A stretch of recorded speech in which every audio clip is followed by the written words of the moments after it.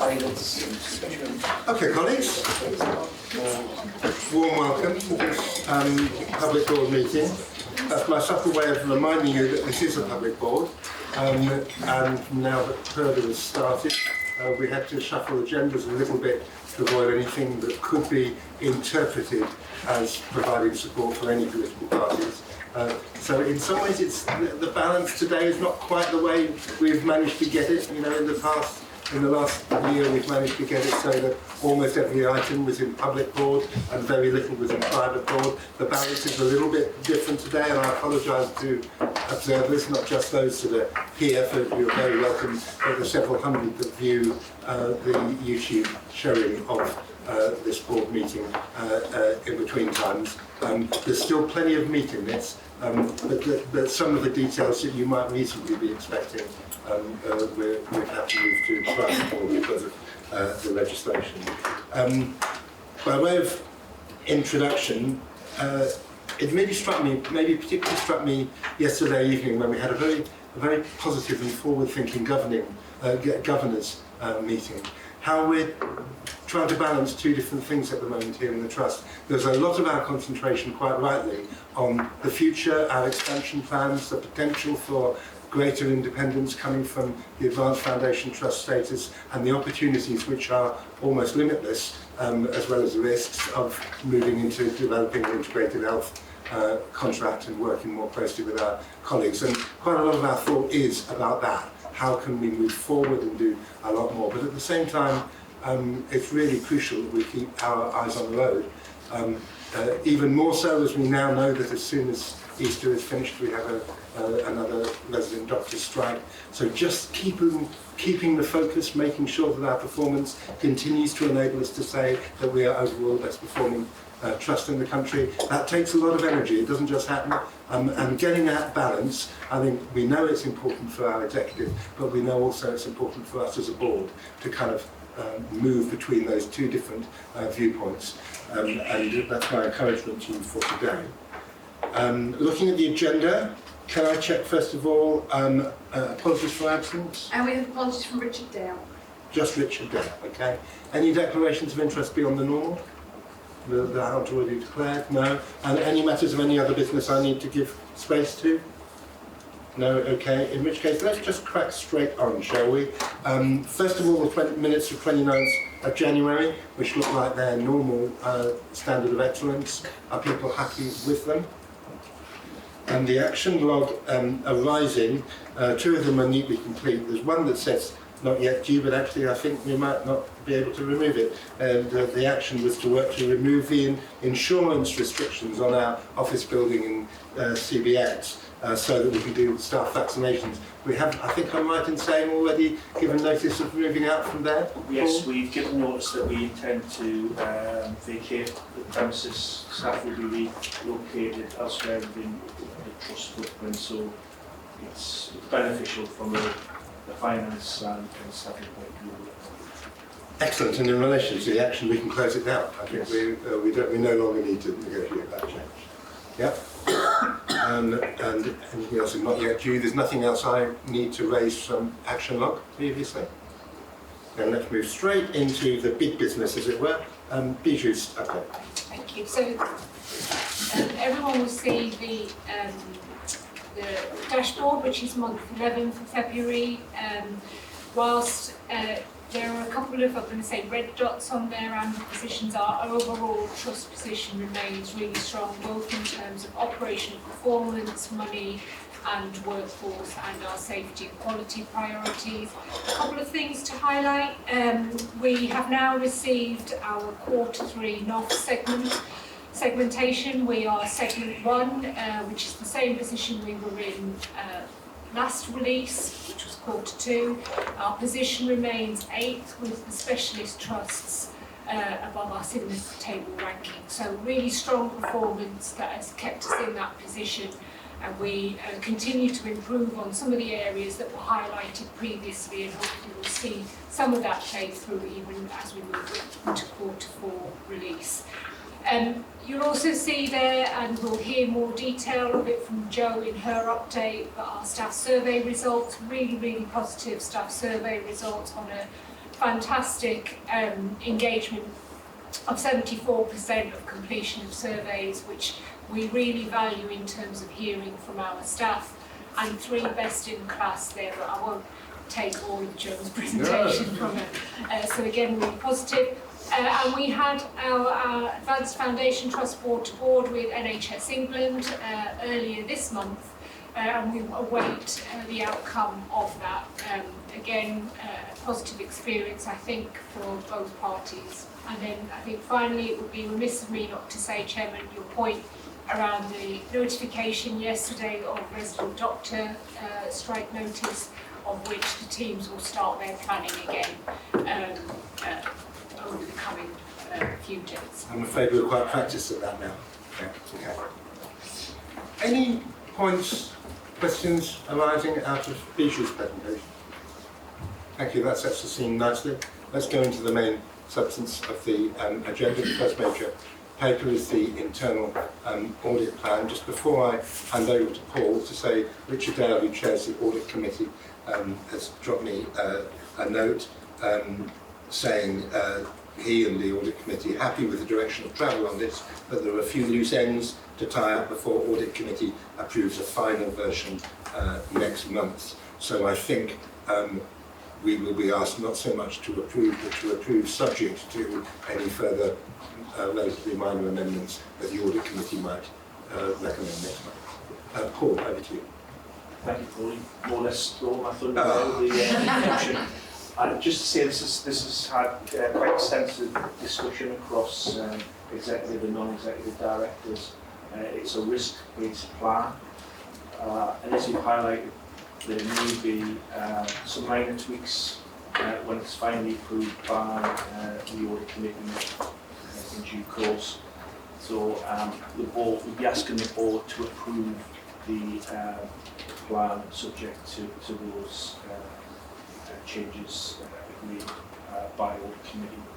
Clearly, if there's anything material that we'll bring back to the board, we don't anticipate any significant changes. Am I right in saying that it's gone through each of the relevant committees who've commented on the risks that relate to them? Yes. Can I then just check with the committee chairs that they're content with the way the risks have been chosen and prioritised? I'm just kind of going around the room. Surat and Digital. Yeah, I mean, overall we are very happy. There was one recommendation where we sent it back to the audit committee just to review around some of the integration, TIE integration audit that was taken out, but it was just a recommendation for the audit committee to review. Thank you for that. Katie, from NPC.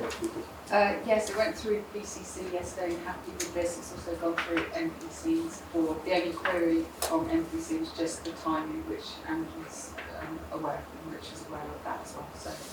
Okay, so we're picking out examples of where there may be some further tweaks subject to audit committee views. Richard, Phil.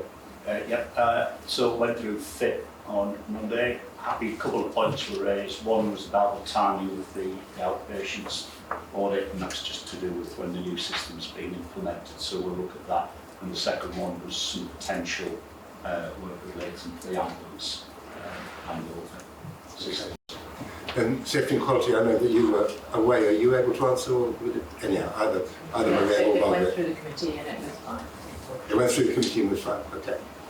Thank you. Anybody really missing? Any committees really missing? Oh, well, yes, NHFM, forgive me. Went through our board and it was all acceptable and fine. Okay, so we got the flavour.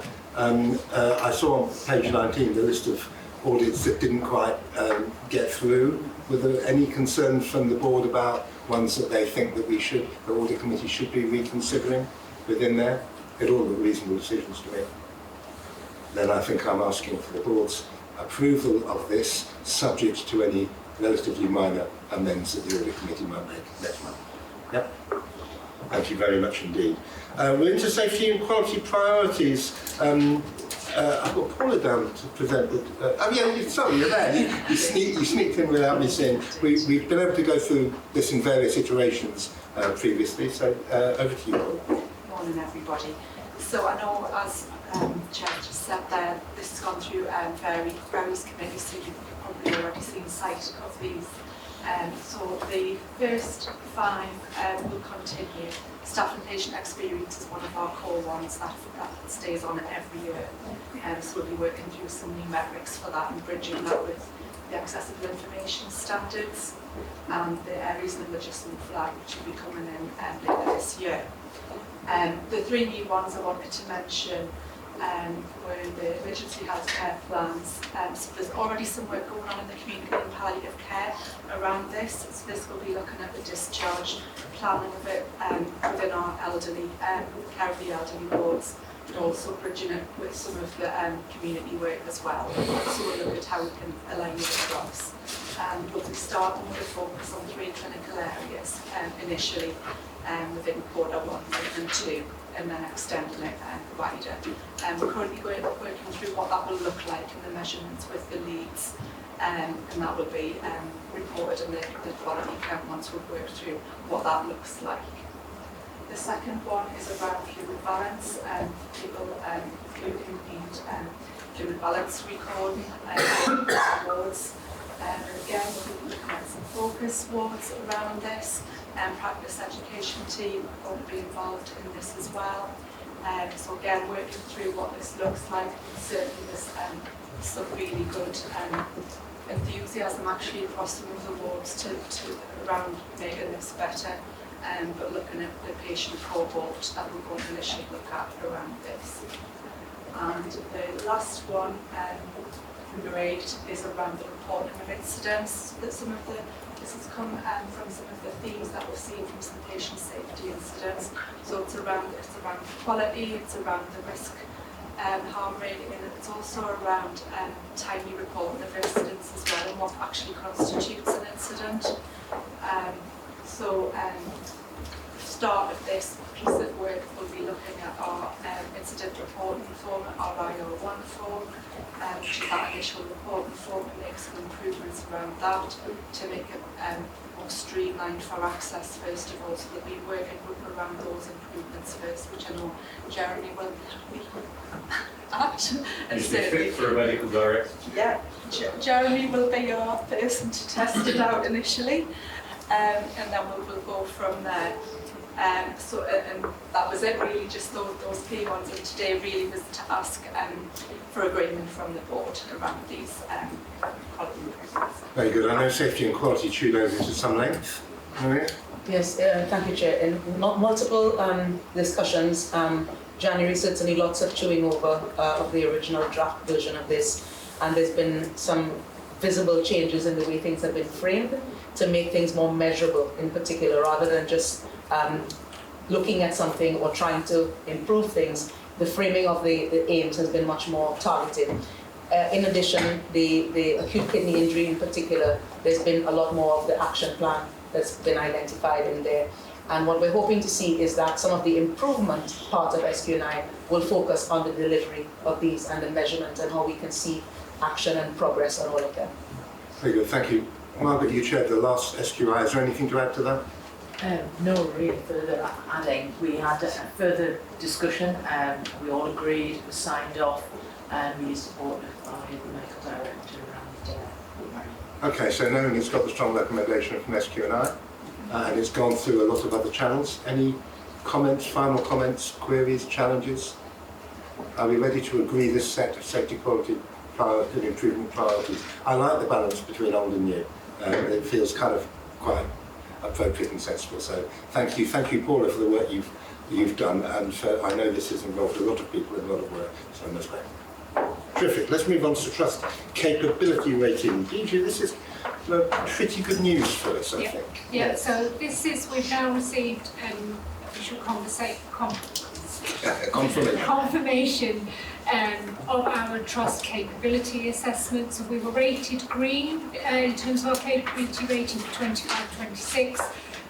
Green reflects that there's no concerns that have arisen across the 6 assessed domains, which are strategy and leadership, quality, people and culture, access, delivery, productivity and value for money, and financial performance and oversight. And the board is considered to have strong capability in place. NHS England will continue routine oversight and may adjust ratings should any concerns arise, but we don't anticipate. So overall a positive outcome.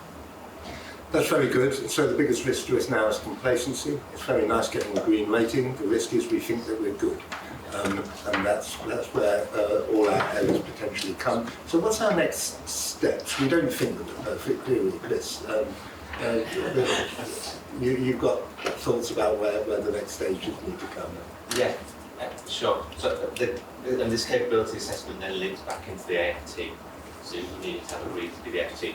AFT being Advanced Foundation Trust. Exactly, yeah. So I think the focus should very much be on our NOF rating, our oversight ratings, and making sure that the areas that we've identified on that NOF rating where we're not in the top sectors, we do those actions and those improvement works to keep us going up that league table. Okay. So, I think what's positive to see is we've started to see that shift. So sickness absence, I probably should have mentioned that in my dashboard report. That was an area that was highlighted in the NOF of performance that wasn't quite where we wanted it to be. Teams, both from an HR perspective, business unit perspective, have undertaken a lot of work to understand about how we can get people back to work in a more positive way and quickly. We've seen that sickness absence rate in February drop to 4.77%, which is the lowest it's been in a significant number of months. And we hope to see a further reduction in March as well when those figures come through. So credit to the teams that have been involved and our staff really who have embraced our approach, hopefully in a supportive manner, and we hope that we can continue on that work over the following months to further track that down. Excellent. Questions or comments? Phil? Just to comment really in relation to NOF specifically. We had a discussion on Monday when we went through the revised figures. The other area we just asked for some follow-up is the infection control figures. So there are a few points of action that we follow up on that. It's mainly about C. diff and E. coli. Good. Anyone? Okay, so I think we're pleased to receive the confirmation of our green status in relation to provider capability assessment. However, we're not being complacent, and we know that there's further work to be done, particularly in relation to ensuring that we remain in the upper segment for the NHS oversight framework, particularly focus on infection control, sickness absence. Actually some further work on productivity, I think. Yeah, for us to work for. But thank you, that's really positive. Can we go on then? We're into the patient and staff experience section. There's lots of good stuff in here. Let's start with the patient and staff stories. Jo. Thank you, Chair. So board will be aware that we bring a broad range of experience stories to board. So this one is extremely positive in terms of, so it details the experience of a patient who, after an admission to our emergency care hospital and being admitted onto our ward, subsequently was admitted into critical care. The staff story is from a member of staff who works on critical care. The patient has a nursing background, which I always find brings another dynamic in terms of their perspective and their feedback. They talk about the personalisation of care. They also talk about, which in the past I've heard patients talk about in critical care, that loss of memory that can be quite frightening and make them feel vulnerable because due to their illness. They talk about the quality of the care from one nurse in particular who we named Sam, and a consultant who goes and gets them extra milk for their breakfast and how much that means to them. And I think that's a real demonstration of the real small things that can make the biggest differences to our patients, and overall the quality of the care that they received. I think it's personalised with a capital P on critical care. In terms of the staff story... Let's just pause on the patient one and then come back to the staff one. Because I've got one reflection to begin with. I mean, yes, it's positive. It's got some challenges in there as well. Yeah.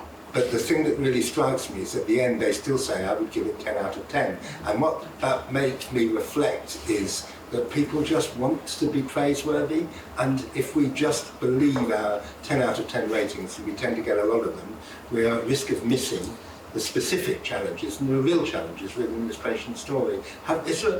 a way around that? I mean, we can't pretend that this report is positive, is 10 out of 10 positive, is it? I mean, it's got at least 2, maybe 3 areas of significant criticism. Yeah, I think you raise a really good point, Chair, but I think that's where our measurement programme comes in, so we're measuring every month on critical care and those things that... But when the patients say 10 out of 10 because they're so grateful, like this lady is, even when there's something wrong? I would probably challenge that slightly because we have a variety of methods. So we speak to patients individual one-on-one, but then we have a third-party provider who measures our inpatient, and we triangulate that data, which allows us to say, actually, is there a bias in one of our methodologies, and we take the learning from that and where we see those common themes and common areas. And also patients do tell us when things don't feel right on a one-to-one basis. I did it for many years, and that's where the relationship with the staff, you go to talk to the staff and we can really make improvement and changes in the moment. Anybody else got any comments on the patient story? Staff story?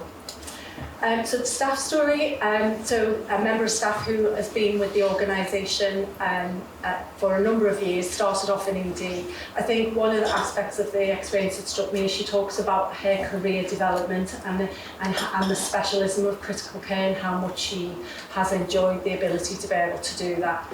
She talks a lot about the relational aspects of care, not only for the patients but with their families, because those families understandably are probably going through some of the most difficult times through the stress and worry of what's happening to their loved one. And she really appreciates the time to be able to support families and to be able to do, again, some of those smaller things she describes with patients that can make the biggest difference, not only to the patient but the families. In terms of the memory loss for patients in critical care, she talks about the diaries that staff keep, so it allows the patient to be able to look back and start to get an understanding of the things that happened to them during that period when they would have been unconscious or unaware of what was happening. And I think that's a really big contribution to experience. And at the end of her story, she talks about how, as Northumbria, as an organisation, she values working for Northumbria, which is important. These both felt really very positive stories. Yes. I know we try and balance it kind of board by board. Every second one we have one that's got more of a seriously critical flavour, but this one feels very, very heartwarming. Any comments, colleagues? Mary? I just thought both stories gave a really good balance of what the staff and patients have to react to every day. And I think particularly around the diaries that they keep in critical care, there is nothing better than that. That's a great piece of practice. Mary? Thank you, Chair, and thank you for that. Those 2 stories. It just strikes me that the diaries are very effective, and I wondered because it didn't come through clearly there. I wondered how much the families were part of that, filling in the gaps. I know the families are put under stress as well, and the family's perception of what's going on can be a bit challenging at times, but I just wondered if there's a way to build that in as well, to make it a rounded process for patients, especially those who are older and frailer and in intensive care. Jeremy, do you want to respond to that? Yeah, everyone writes in the diaries. Everyone writes in the diaries. They're a tool for everyone who's involved. I think the nursing team would say we wish that the relative, the carers wrote in it more, but it's a very stressful time. Yeah. Good. Okay. Too afraid. Any more on that? Then let's move. Oh yes, Hannah. I think I was just really struck by the line around working in ED. It was really powerful. It said, I sometimes felt like a security guard, a secretary or a police officer. And I think that just reminds us of how stressful it can be working in that environment at the front door. And over the debt of gratitude, I think that they can take with all the time. It's a good reminder. Yeah, good reminder. Okay, as usual, Joe, can you make sure I've got names to send individual messages on to? Thank you. Thank you, Chair. Thank you. Let's move from the anecdotal then into a little bit more statistical, the patient and staff experience report, Joe. So I'm just going to give you the headlines today so we can spend some time on the slides for the National Staff Survey. So slightly different report, so we've got a review of 2025 included. So in terms of performance, if we look across our rating score, which is how our patients rate us for the level of care overall, strong performance when we're looking at the rating, which is the excellent rating. And that's across inpatient, outpatient and day case and emergency care. If we look a little more deeply into the question level, where we can map across to national staff survey, national patient survey questions, that allows us to benchmark and see where we sit.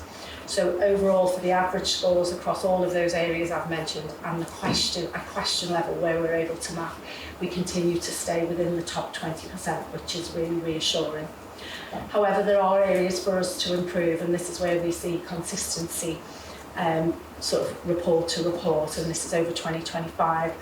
So one area in particular for inpatients is the discharge process, and I know in the Trust we have a planned there's work already, but a planned project coming up for the year. Also waiting to be admitted, and next month, because we're at the end of this month, aren't we? We're about to deliver a new survey to measure the experience of patients who are on the waiting list, and then we'll look at what actions we can take in terms of improving their experience while they're on the waiting list. In particular with ED, it's waiting times and then pain management.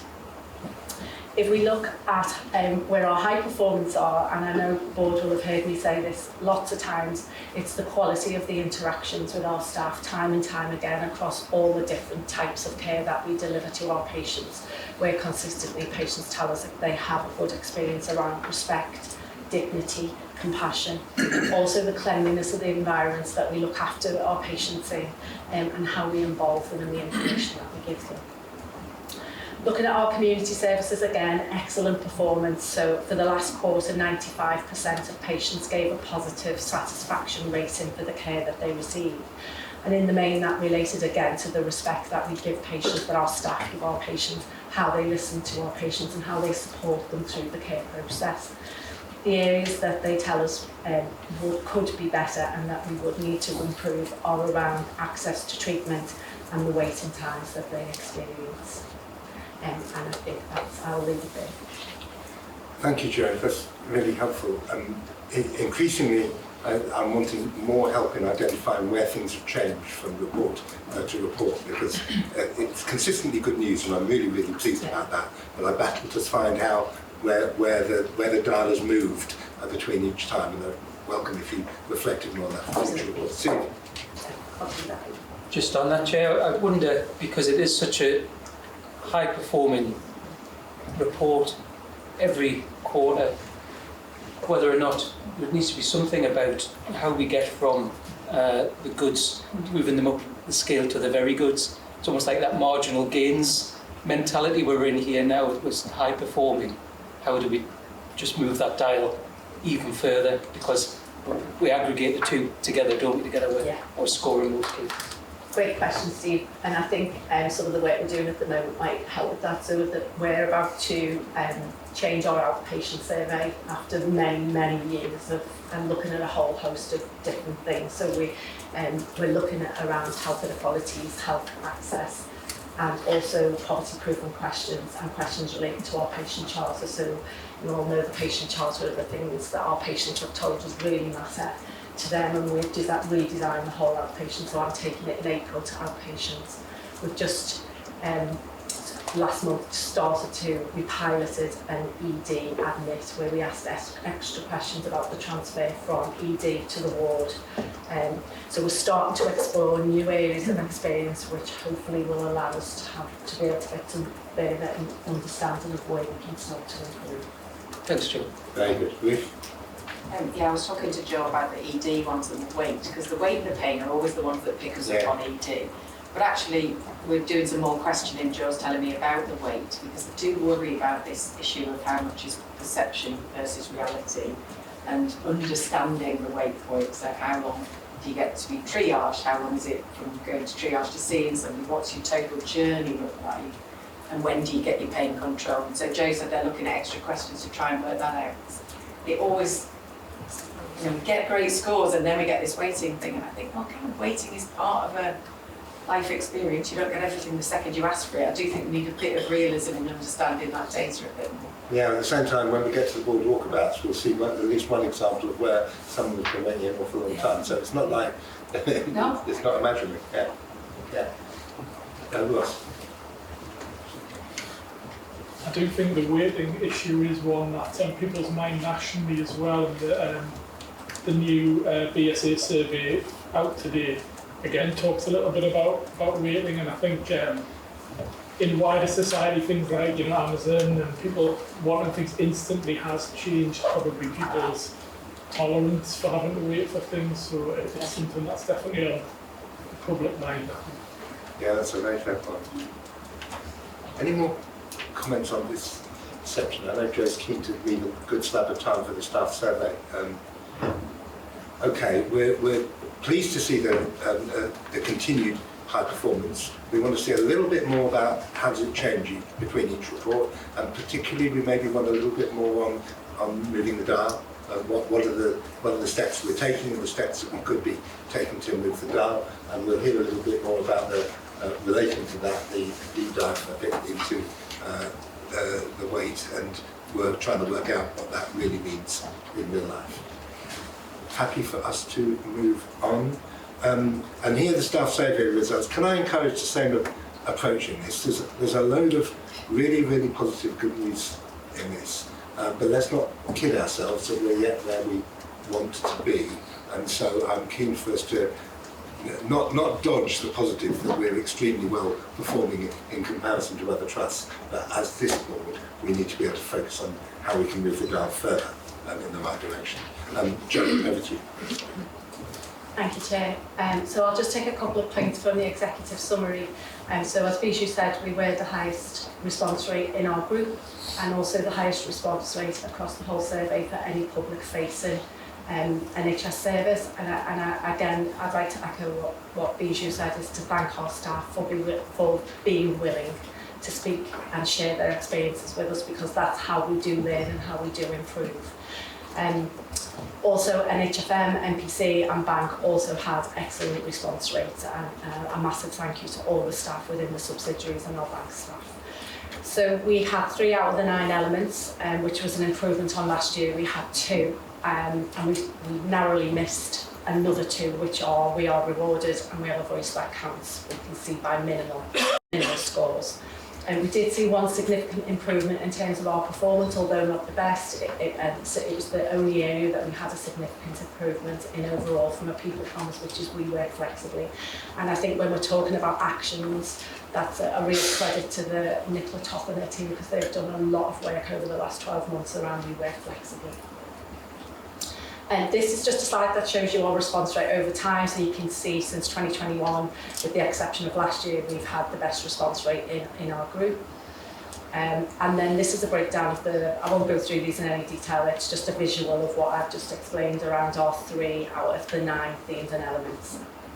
If we then lay that onto with our bank staff, what the blue stars indicate where bank staff have a higher score for their experience when compared to the trust. So the 6 out of 9 themes were better than the trust score, and the gold star indicates where the score for bank staff was better than the national best score for our group. So it just gives us a level of benchmark. And similarly there you see for NHM and NHFM, they had 3 out of the 9 that were better than our score, and they had 2 out of 9 that were better than the best in class score in the country. And for NPC, a little bit less, but 2 out of the 9 were better than our scores, and 1 was better than the national. So some great performance again when we're looking at people promise level scores. What we've done here is we've broken it down to question level, and we've compared against ourselves. So this is really important that we, as you said, Chair, we can look at how we perform against other organisations, but actually where we were last year is the most important thing, and how we move on from that. So we had 8 significantly improved questions, just 1 that significantly declined, and then 90 questions where they stayed the same. And what we've got there, what we've pulled out there is where our most improved questions and then our most declined questions. And all of this information feeds into our formulation of the action plan that comes from the survey. I won't go through these in any detail because people have had time and can look afterwards, but this will gives you the same breakdown for NPC and NHFM. So this is the data that our RES data that relates to our colleagues from ethnic minority backgrounds. Again, when we compare nationally, we see good performance, but when we compare against our own performance, that's where we see a decline in scores. And what you can see there in the main, it's around bullying, harassment and abuse and violence from service users and patients. And so this is an area, and colleagues, this is an area that's a real focus for us going forward. When we look at data related to our colleagues who have a disability or a long-term condition, the areas where we see a difference in a decline in our own performance from the year before is around experiencing harassment, bullying or abuse from patients, relatives or service users. And when we look here, it's around equal opportunities and then reasonable adjustment. So all of these things are what we would be looking at to consider the formulation of our strategic objectives and the discussions that we have with our business units and subsidiaries about objectives going forward for the year ahead. This is on regional performance, so you can see we had the highest score out of the 9 themes and elements in the region for 8 out of the 9, and that placed us first. And nationally we were placed third. So we had the highest number of best-in-class scores, and our average score overall took us to third position. So most importantly, it's good to celebrate, as you say, Chair, but most importantly is what we do with what we've learned. So we're busy at the moment looking at the data and looking at strategic objectives. So we've started to formulate those, and some of those areas, such as the bullying, harassment and abuse and physical violence from our patient service users and relatives. That is included within the actions, and there will be specific focus, particularly on our colleagues from ethnic minority backgrounds. Appraisal is another area for us that we've looked at, and we're looking more widely around our colleagues with a long-term condition or disability. And then we will, at a business unit level, we'll look at how all of that maps across to the business units, but also we'll look at any outliers for individual business units, either at people promise level or question level. And my team are booked on a whole range of board meetings, governance meetings for the business units and the subsidiaries across April and the beginning of May to have those discussions. That's terrific, Jo. Terrific presentation and some great data in there, so thank you. It was discussed at People and Culture yesterday, is that right? Yeah. Yes, it was discussed in detail at the People and Culture Committee yesterday. We went through a number of points. Firstly, it was brilliant, and the work the German team have done with us and colleagues' engagement, and this is brilliant. A few actions came out of it. We've discussed sort of 2 or 3 top strategic improvement actions, which, as Jason's just picking up one of those. We also talked about good results from the bank, so what we can learn from bank colleagues as well. And then obviously there'll be deep dives at the People and Culture Committee as we go into the various business units and their focus. But it was a really good discussion. And terrific to see the response rates from the subsidiaries from NPC and NHFM, so congratulations to the 2 relevant chairs there. And they've got Kate and Alistair. Thank you. It was just to pull out a couple of the areas. I think it's really helpful for us that the reasonable adjustments issues come up. We're seeing it across the board when we're managing sickness absence. So if we can put a plan together around how we manage reasonable adjustments better, it'll impact on our staff, but it'll also impact on their ability to be at work in the trust. So I think that would be really helpful. And another one just to pull out, because I think we see it every year and we really need to get under the skin of it this year, is the appraisals, the quality of appraisals. So I think that's going to be one of our main areas that we'll try and affect this year. And just to say that we have a working group for the National Staff Survey, and I think in past years we've set that up, and then once the survey is done, it's ended. It's a continual group now where we're now looking at the actions and we're looking at triangulating the data from our other sources and our dashboards to start to make some decisions of how we improve. Because you're right, there are absolute areas in there we need to improve in. Good, and we've demonstrated in the past that we can, because I remember the years where we are flexible, we scored badly, and to see a significant improvement shows that we can pick up learning and turn it around. So that should give us encouragement that it's possible. I think it's concentrating on 2 or 3 things rather than a 25-point action plan. I think that's really helped focus us and the business unit. Very good, Alice. I mean, great results. I'm always conscious that best in class is useful, but also we don't know how highly performing the class is across the NHS or not. I'm always, particularly, some of it won't translate, but some of it will. We look at employees' satisfaction. Is there any way we can use Picker or anything else to get this compared to other industries to see actually how are we doing compared with actually companies that are seen as good employers? Because the NHS may or may not be being seen as a good employer, so the best in class doesn't challenge us perhaps in a way that other employee comparisons might. I think that's a great idea, Alistair, and something that we could explore, because, you know, I know, for example, my husband works in industry and they go through the same process every year, so I thought there will definitely be areas for comparison. It would probably be hard to get exact comparisons with questions, but we could get some indicative. I think staff satisfaction, you're right, there's lots, but if you also think about both CSR and actually being an employer of choice, particularly for a lot of our workforce who've got skills that could work in other places, it'd be really useful to see that, you know, across particularly the northeast and probably the country. I think that's a terrific idea. Steve?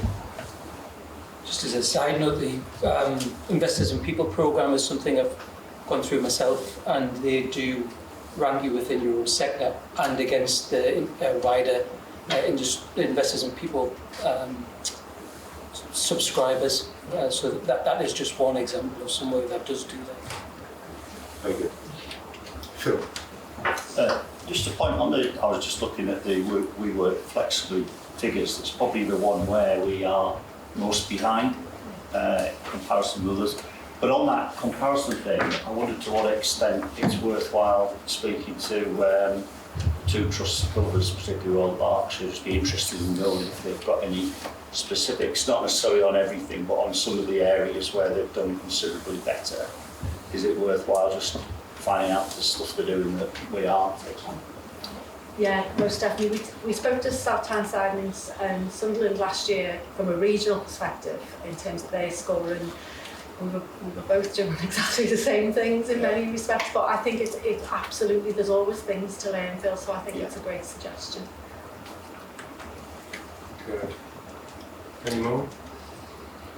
Okay, so in some ways the summary is partly my summary at the beginning, which is terrific results overall, great encouragement, but as ever, further work to be done. We do have evidence that we can move the dial from previous, as we've seen improving it with working flexibly, although further to go. We know there's now further work going on around reasonable adjustments and appraisals. I think that new idea of strengthening our comparison with other industries is a really good action point for us to follow up. Let's reiterate the praise to the subsidiaries for their performance, not just in the number of people responding, but also in the overall results. And commend you and your staff, Joe, for the work done. And commend our staff as well for having contributed to this. Good. Now, we're still in the experience section, and we're into the walkabouts, and we've got 3 walkabout reports, and the first one was in ED, where Maria and Margaret were there. Maria, I think we'll do a tag team. Thank you, Chair. We'll do a joint presentation. This was a great opportunity to see some of the things in action, particularly things that have been flagged in the patient experience reports that are presented to board. And we wanted to thank Beth Godwin and Hannah Powell for taking us, facilitating us, and the various members of staff that showed us around. And everybody was so warm and seemed to be so engaged and wanting to do the best for the patients. And that came through very, very clearly, even those that weren't speaking to us. The initial impressions were of a clear entry point. It was busy, and it became increasingly busy while we were there. But things were well signposted. So from the time we entered, we could see the directions of where patients had to go and how long the waiting time was, which, as I said, increased as we were there. We were shown around the main department, and it looked like it was well staffed at that point, but it isn't the busiest that we've seen on the emergency department and other visits. And I was very keen to ask about pain relief because that comes up time and again in the patient experience, and I wanted to know, well, what is the bugbear? And we received assurance that there is a patient group directive that allows for the nurses to administer medication for pain relief without having a doctor see the patient. So there is an option for pain relief very quickly. There's also an area where people can receive intravenous pain medication if required, and other things like blood transfusions if required, antibiotics, etc., which is away from the busy front end of the place.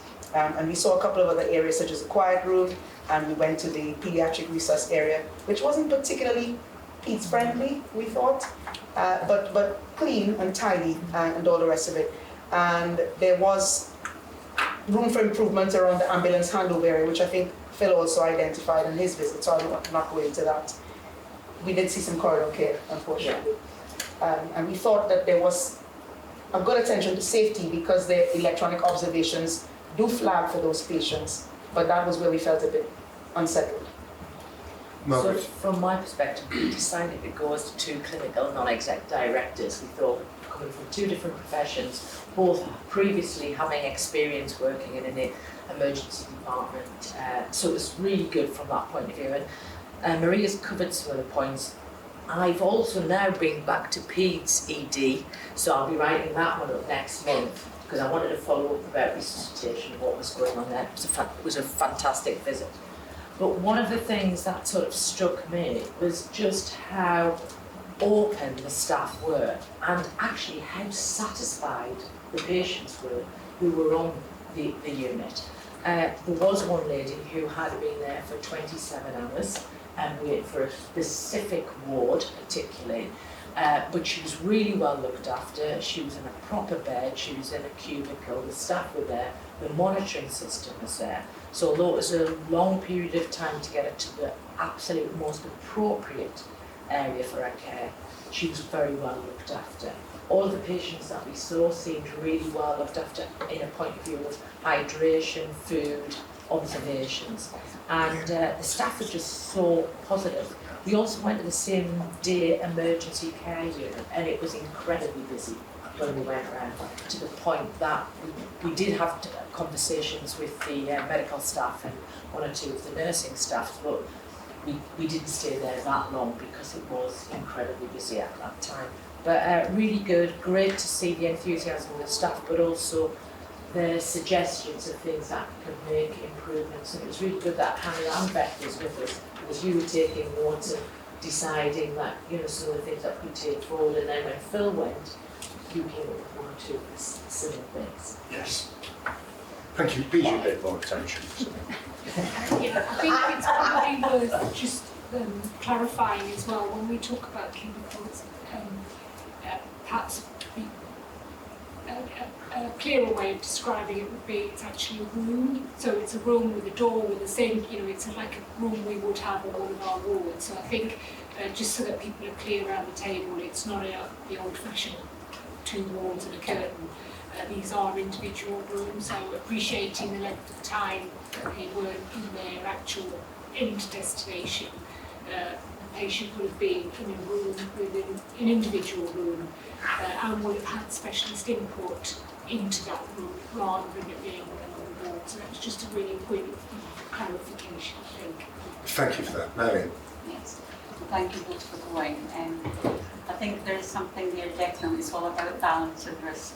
There was a lady in there that you said that has been in 27 hours, but actually she did actually get to the right ward and she didn't have more than one move. And that's really important, particularly when they're elderly and frail and maybe get a wee bit mixed up. There's nothing worse than sort of being in one area then being transferred to another, then a third. So thank you very much for that. Yes, Hannah.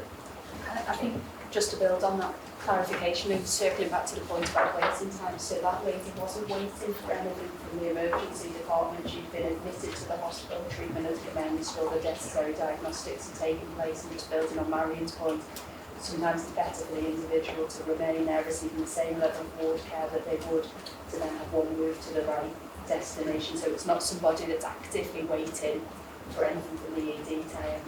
The episode of care under that team has concluded, but they're in the environment which is the same as it would be elsewhere. So it's just to build on clarification.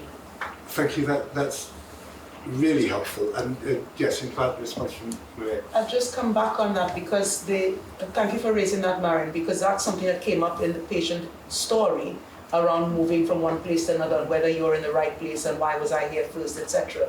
So it might be worth something around the signalling or explanations to patients around that in particular, because they don't know. If we or I didn't suss that out looking at the scenario, certainly the patient wouldn't be able to see why they're having to wait in that area. Wait, I say in inverted commas.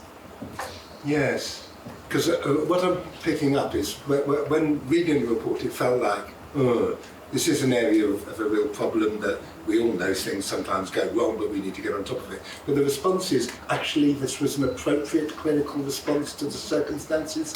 So it means there's something about the way it's been presented, or maybe to the patient, but also more generally that we might need to look into. What do we call that room? Is it a transition? I don't know. They're an admitted patient, but they're not in their specialist ward, they're in a generalist room. That's absolutely.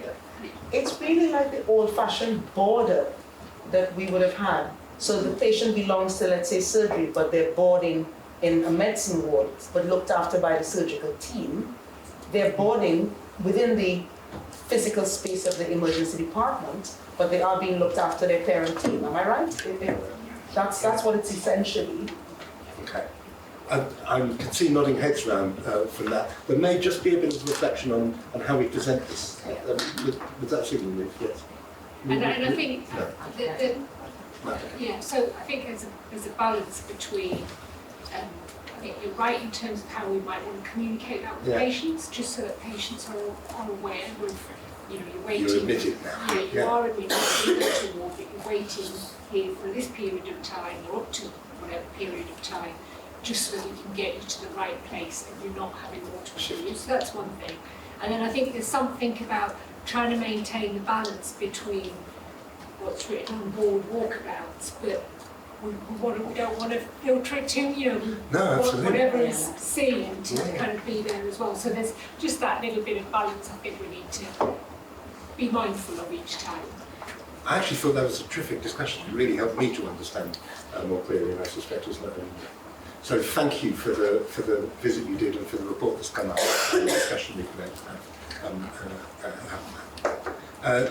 The second one, Phil, you also were there, and you looked at different kinds of things because you come from a different background. Indeed.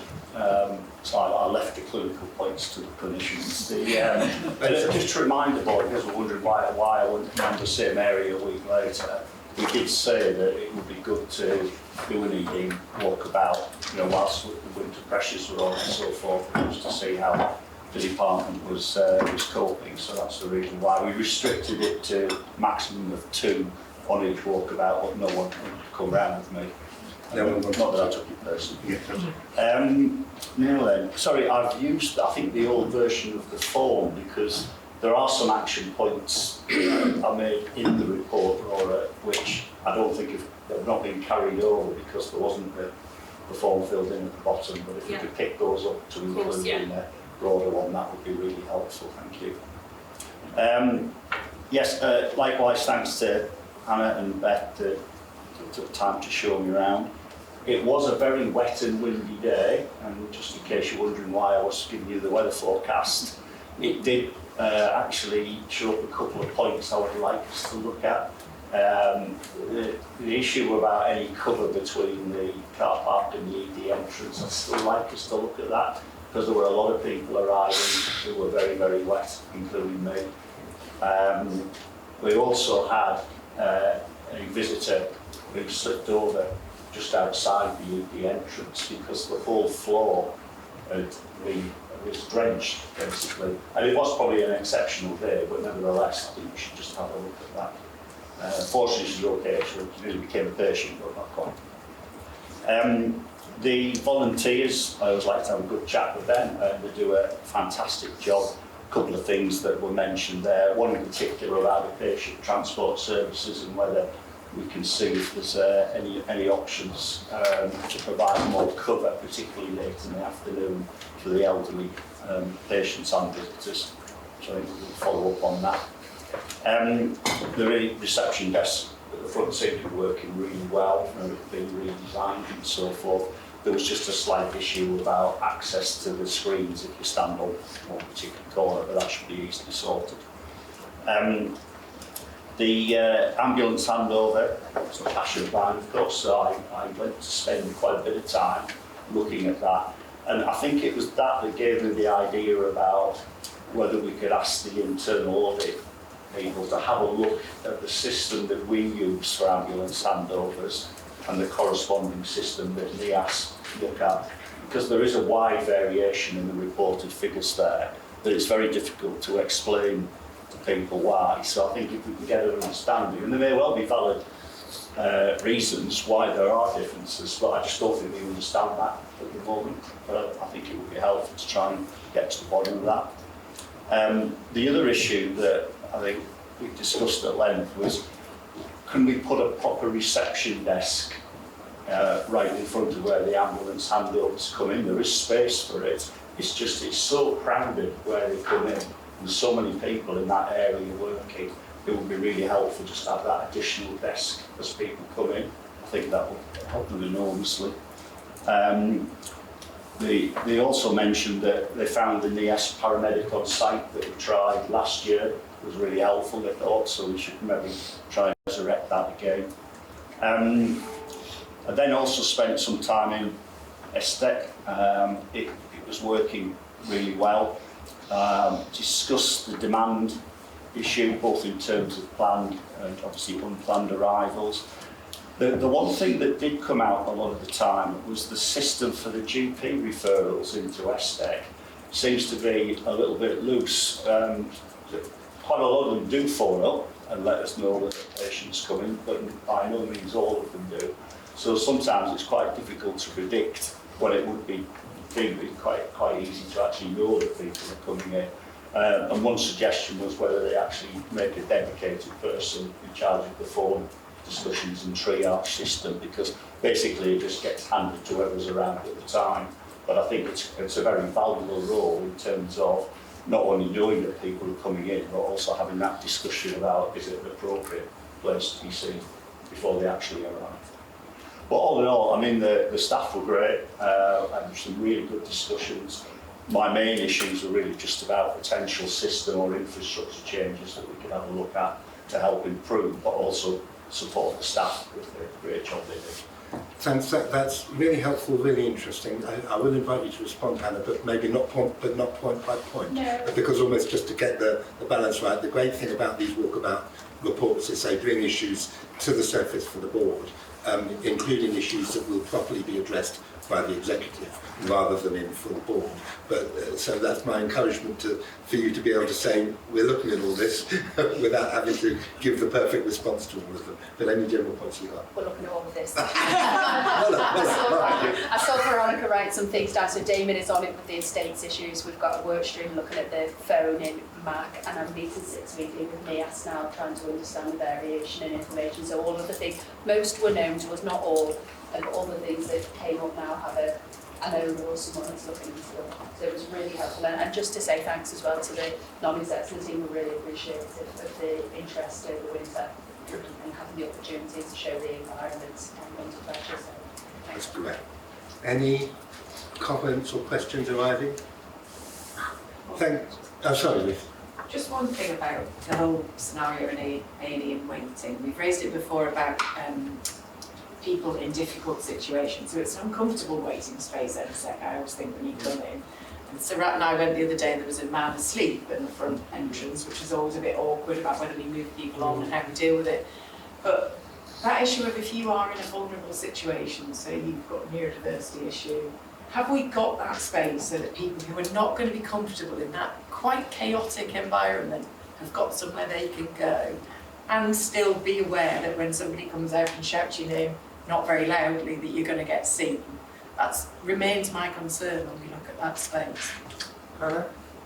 The short answer is no, we don't have that now. I think the team will try and accommodate where they can people that have gone for and have got additional needs, and we have got opportunities that Labs built to create more additional space for ED, so we just need to work out what's the best use of that space. And it is increasingly the case now that people are, and maybe it's a reflection on society, that are sleeping or spending prolonged periods in reception, so we're just thinking about how we manage that sensitively as well. Yeah, it's just a difficult space, isn't it, when you come into it, even clearly people don't like sitting in that middle bit. They all try and sit on the edge of the middle bit. Nobody wants to sit there. Just doesn't. It feels like that might be right. Just someone look at that. So we put the middle. It never used to be like that. No. So we put the middle bit in during COVID because we needed to make segregated screens. And arguably it does help us a little bit because they're all the middle bits are all numbered. When it comes when we're in extreme pressure and we have to do observations through where we know where people are sat to be able to say this person needs their observation now. But I recognise that just the nature of probably having the screens in between each one can feel quite enclosed. So I think you're right, it's worth looking at, and I think Hannah's point about where patients do identify that they might have been neurodiverse or noise, etc., is an issue. The team are pretty good at trying to pull those individuals through and put them into the ED is a loud noise environment anyway, but to try and put them into a room within the main department where it is slightly less. Alistair. It's also worth noting that some of the individuals, Stephen, for example, they've actually been seen and discharged, but they've not left the department sometimes because it's a warm place for them in the night. And there's a whole bit about, obviously, people waiting to be seen, but some of those have actually been seen, and they're waiting until daylight or they're waiting for other bits where they may feel more secure leaving at that time. So it's quite a mixed bag of responsibility as well within that. Jeremy. So this is a topic that we do talk to our colleagues in CNTW about, and there are some. They're not voluntary sector. There are some other mental health service providers in the area that we have talked to, and there are conversations around the concept, which I think is really what you're talking about. Is a space that's more designed for them, which is at the moment got a bit of a label.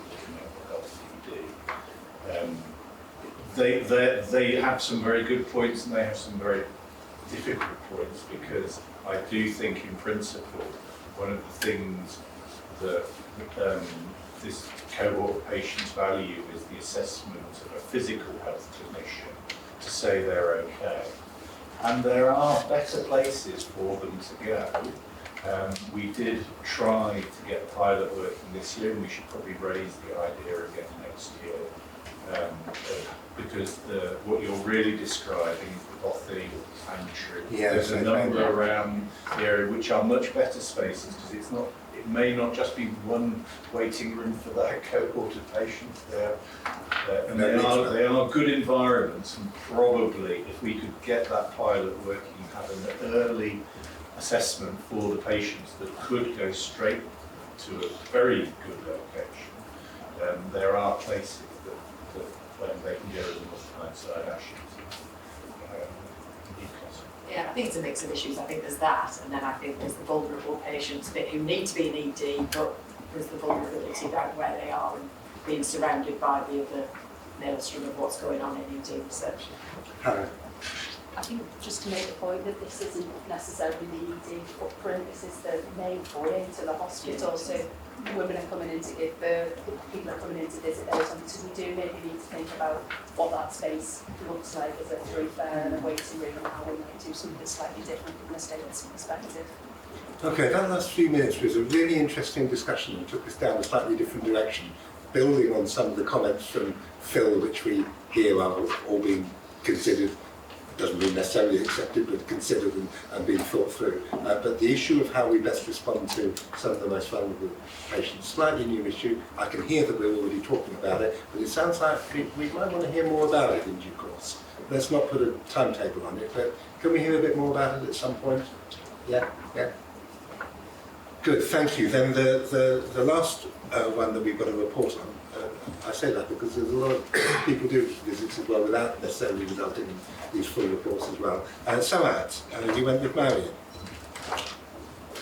Yes, I did indeed, Chair. As a relatively newcomer to the trust, this was my first walkabout, so I was very excited. And especially as somebody that comes from outside the industry and whose only reference point is medical shows that I've watched on TV, where everything is chaos, I was actually really impressed, and other people have covered it. how calm, because we went into the maternity unit, and thank you to Marion and Katie, who took time out of their day to really show me around. And I think I echo some of the real positives around how calm, well organized, and professional everybody was. I think there was a lot of positives. Maybe so I'll start with I'll talk about the challenges first, and then I'll end with the positives. And there were some actions that came out of it. I think the two challenges that I noticed certainly was, obviously I was looking at it from a technology perspective. The maternity unit uses Badgernet as one of their primary software, and at this moment it doesn't integrate with our other piece of software that we use in there, which is Nerve Center. And there was a lot of talk about the amount of time it took in duplicating information, particularly in places like the pregnancy assessment unit, where they're having to obviously move that information across. And that's acknowledged. They were aware that digital was aware of it. We knew what the challenges there were, and that's something that's on the radar of the teams in terms of where the significant frustrations there were in terms of copying data across. Sometimes you're entering the same patient information in both systems. So I think, when we talk about efficiency and improvement in staff satisfaction, I think there's definitely a layer of that. The second one, which was not necessarily particularly digital, was, and I believe this is a known issue, was the pregnancy assessment unit. And as you go in, it is not very inviting. The reception is, you walk down this really narrow, long corridor, and the reception is almost at the other end. And some of the seating just felt, for somebody that's waiting for their assessment, some of the seating just felt uncomfortable in terms of people that have to wait for their assessment. Again, I know, talking to Marion and some of the team, this is a known issue in terms of estates thinking about how they can improve the layout and effectively look at how that can be made better. On the positives, so many good positives. I think one of the things that came out of the engagement with the ward was, it was really positive to see how digitally engaged the ward were. They were full of praise for Dave and his team in terms of how engaged the digital team were. And I think when we talk sometimes in IMNT about getting business units excited and engaged with the change that we're putting through in digital, it really came to life in terms of the conversations we had with them. So that was really positive. And having said about the challenge between Badgernet and Nerve Center, there was a real positive in another angle where we had, I believe it was ICE and Badgernet, where we sorted that problem, that we implemented an automation, a robotic process automation. And I was really impressed here that I was saving about 8 hours a week of staff time in copying information between systems. So we've tackled, so talking about the challenge earlier, we have tackled something very similar in a really efficient way. So that was, I thought that was really positive. I also felt the discussion around digital inclusion in that ward was really positive. It was really positive to hear that our Bright charity was supporting, for example, some of the mothers with digital devices like iPads, etc., because the software, the Badgernet, is really good for patients to get information and to be able to see where they are. But I think, generally the challenge is, do they have the right devices? Do they have the right access? And the fact that in the ward that we were thinking about digital inclusion and really thinking about, the kind of patients that come in and how we support them to access that information, I thought was really positive. Overall, really positive visit. And thank you to Marion and Katie for showing me through. Thank you very much indeed. Dave?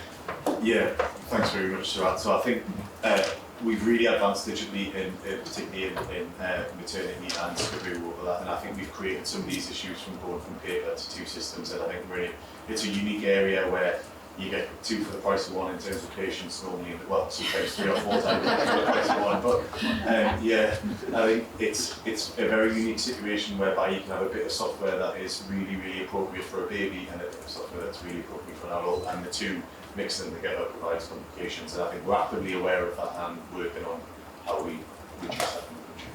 Very good. Any other responses, Mary? It was great having Surat and just from that other angle, yeah. and Katie, and there's there was a further update about the names in there, Laura, so I'll send that, I'll resend it to you, because it was Katie Wilson and then obviously David there. I think regarding KU, we know that it wasn't ideal, but it was the only space that we had, but we can definitely do things better, and there's been 2 meetings since then, just to see if we no longer, long term, there'll be another sort out, but short term, we can definitely do that better. Good, well that's great.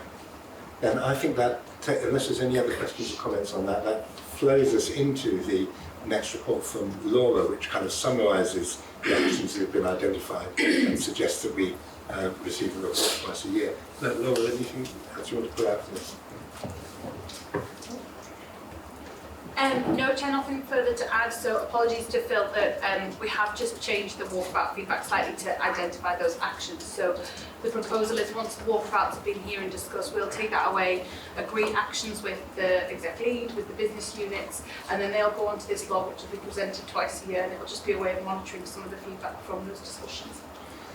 That's great. So are you happy with that as a process? It saves us as a board trying to dig into every action, important though they are. They're not necessarily board business, but yeah. Yeah, just to confirm as well, that Laura now also sends the reports out to the various areas posts that have been to board. Very good, very good. Katie? Thanks, I think this is great having the action log. We also do very regular walkabouts at NPC, and it's whether the actions coming out from NPC, so we're aware right across the trust of the various actions come on. So this action log, or Laura's kind enough to create another action log for NPC. And also at NHFM you do walkabouts too. We do, and what we've ended up doing is we do put, when they're discussed at our board and an action comes up, it goes onto our board action log and we track it that way rather than having a separate board walkabout action log, but they do go on that. Just like because of board development, we found actions coming out of those, we combine everything, every action that comes up from those things onto our board action log. Okay, can we take that offline and maybe Laura have a word with Katie and see what works best for both sides? Yeah. Anything more arising out of that, I think is a good idea, and I certainly support. I think we all support the idea of the 6-monthly summary to give us assurance that actions are being picked up and tracked. Good, thank you. Let's move on to the gender pay gap. Kate. Thank you. Okay, so we're required to report gender pay gap. So the snapshot is as at the 31st of March 2025, and we need to publish that by the 30th of March 26. The detail is taken from ESR, and that's using a national formula. And just to note, this was presented to PCC in full yesterday, and we had a good discussion which I'll pull out as part of my presentation. So NHCT, we've seen a slight increase in the mean and the median, which is contributed by the gender distribution. So there's a decrease in males in quartile 1, whilst 2, 3 and 4 have seen an increase. So male employees make up just over 19% of our workforce, and 25.6% of quartile 4 are male. And within this, so the gap is significantly impacted by our medical and dental staffing group. So when you exclude those, this further reduced to 2.45%, which was 4.5% in 24, 4.82 in 23. There's something around time and historics within some of that that we need to see through, and that's in relation to as well the bonus pay around clinical excellence awards. So people in the committee will be aware they no longer exist to receive new awards, but those that have had them still receive them, so they form part of that bonus pay. Just to note, NHFM, they did see an increase to 5.08%. This has been through NHFM board. Interestingly, it's lower when you compare it to other industries, industry sectors, but I think there's a recognise that there's time needed around some of the cultural change as well. And it's interesting because there's the increases in the quartile 3, which is your technical roles, which again historically have been typically male. Now I've seen some great stuff come through from the apprentice team where we have girls and women in the medical engineering roles now, so hopefully we'll see some of that come through in those areas. And interestingly for NPC, so this is the only second year that we've been required to report for NPC.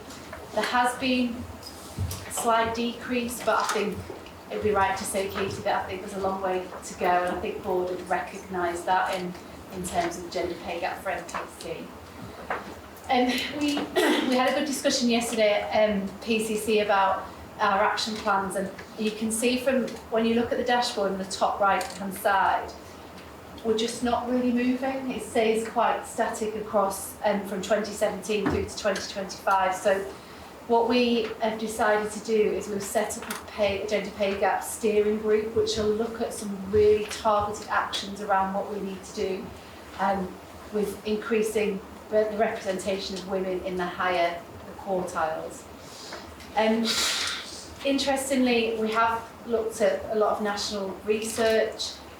This won't be for everybody, but generally a lot of the research says that women with children pursue part-time employment over full-time. There's a suggestion that women step down when requesting part-time work rather than increasing by career progression.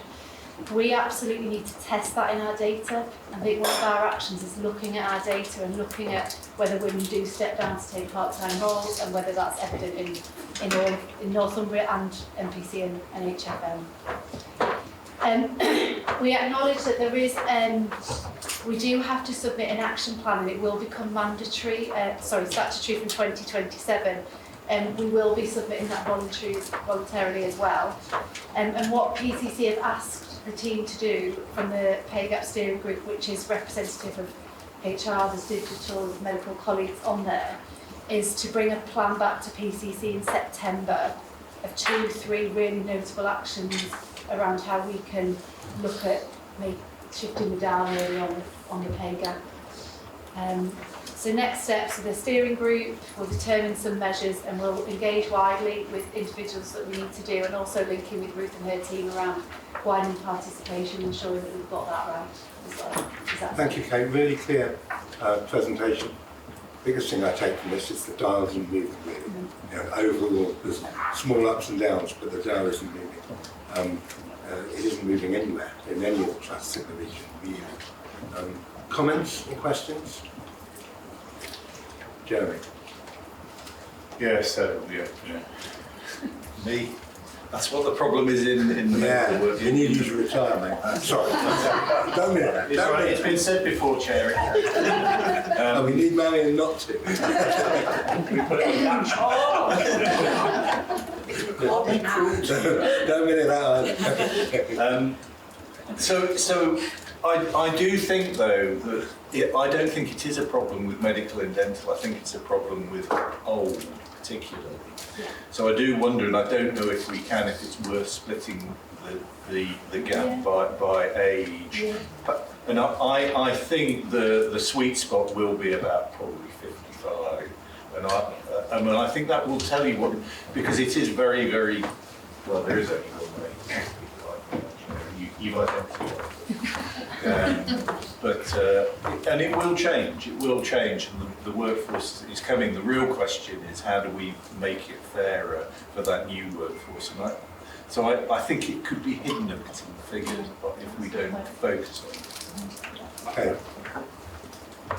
Sorry, I just wonder whether you brought that out across the disciplines as well. Oh yeah, no, actually I think I would just do it by you could still, I'm thinking about the finance disciplines probably. Well, but I think, there's a generation that has a different work-life balance between partners in the household. And there will be a requirement for us to look at this across ethnicity, disability, sexual orientation as well. And we have looked at it, there's no requirement to report it, but there is an ethnicity gap for Northumbria, so it's -17%, so in the more senior roles, there's going to be an representation in senior roles and the lower roles, so we're going to start to dig into that a little bit as well and see what that tells us as an organisation, because we will be required to report that. Thank you. Any other comments on this? We'll ask to approve this for publication and also note the request for the progress report in September. I don't think we can confidently expect that we will narrow the gap by September. I think Jeremy's point about this is kind of a generational change issue. We probably have to recognise that's the case. Although probably the other way of doing it is really boosting, as we've got the action, boosting the recruitment of more men in the lower paid roles as well. I wasn't suggesting a progress report, it's be an action plan that goes back to PCC from the steering. That's what I was assuming, it's just worded as progress report. Yeah. That's fine. Good. Happy to receive that. Thank you. Junior doctors update. Mike's done the report, but I think Jeremy, you're being Mike. Yes. I just need to go. Thank you. So I can't remember the exact number of exception reports that we had last report. This is a lot more. It's a lot gone less up than considerably since the change. And this is because of the change in the system that we have implemented, I think February the 1st, which makes it considerably easier, and the process is very different. And in essence, junior medical resident colleagues can use the report in order to request that they've stayed late to get paid for overtime, and so that has incentivised them significantly. And it's probably a very worthwhile issue to understand and to ensure that they're going to remunerate for that. So we're just working through those changes to the system and honing the way that the reports will work so that you can sort their junior medical ratings. And by and large, we think they will be reporting what they do. They will be staying late for various reasons relating to patient care and professionalism we try and train. Yeah, so this is the, so we've now got a new system, but it does work in a very different way. So we're not measuring that. And that's the point. They can opt for payment, which I think is pretty much universal. So a lot of these are people staying late for less than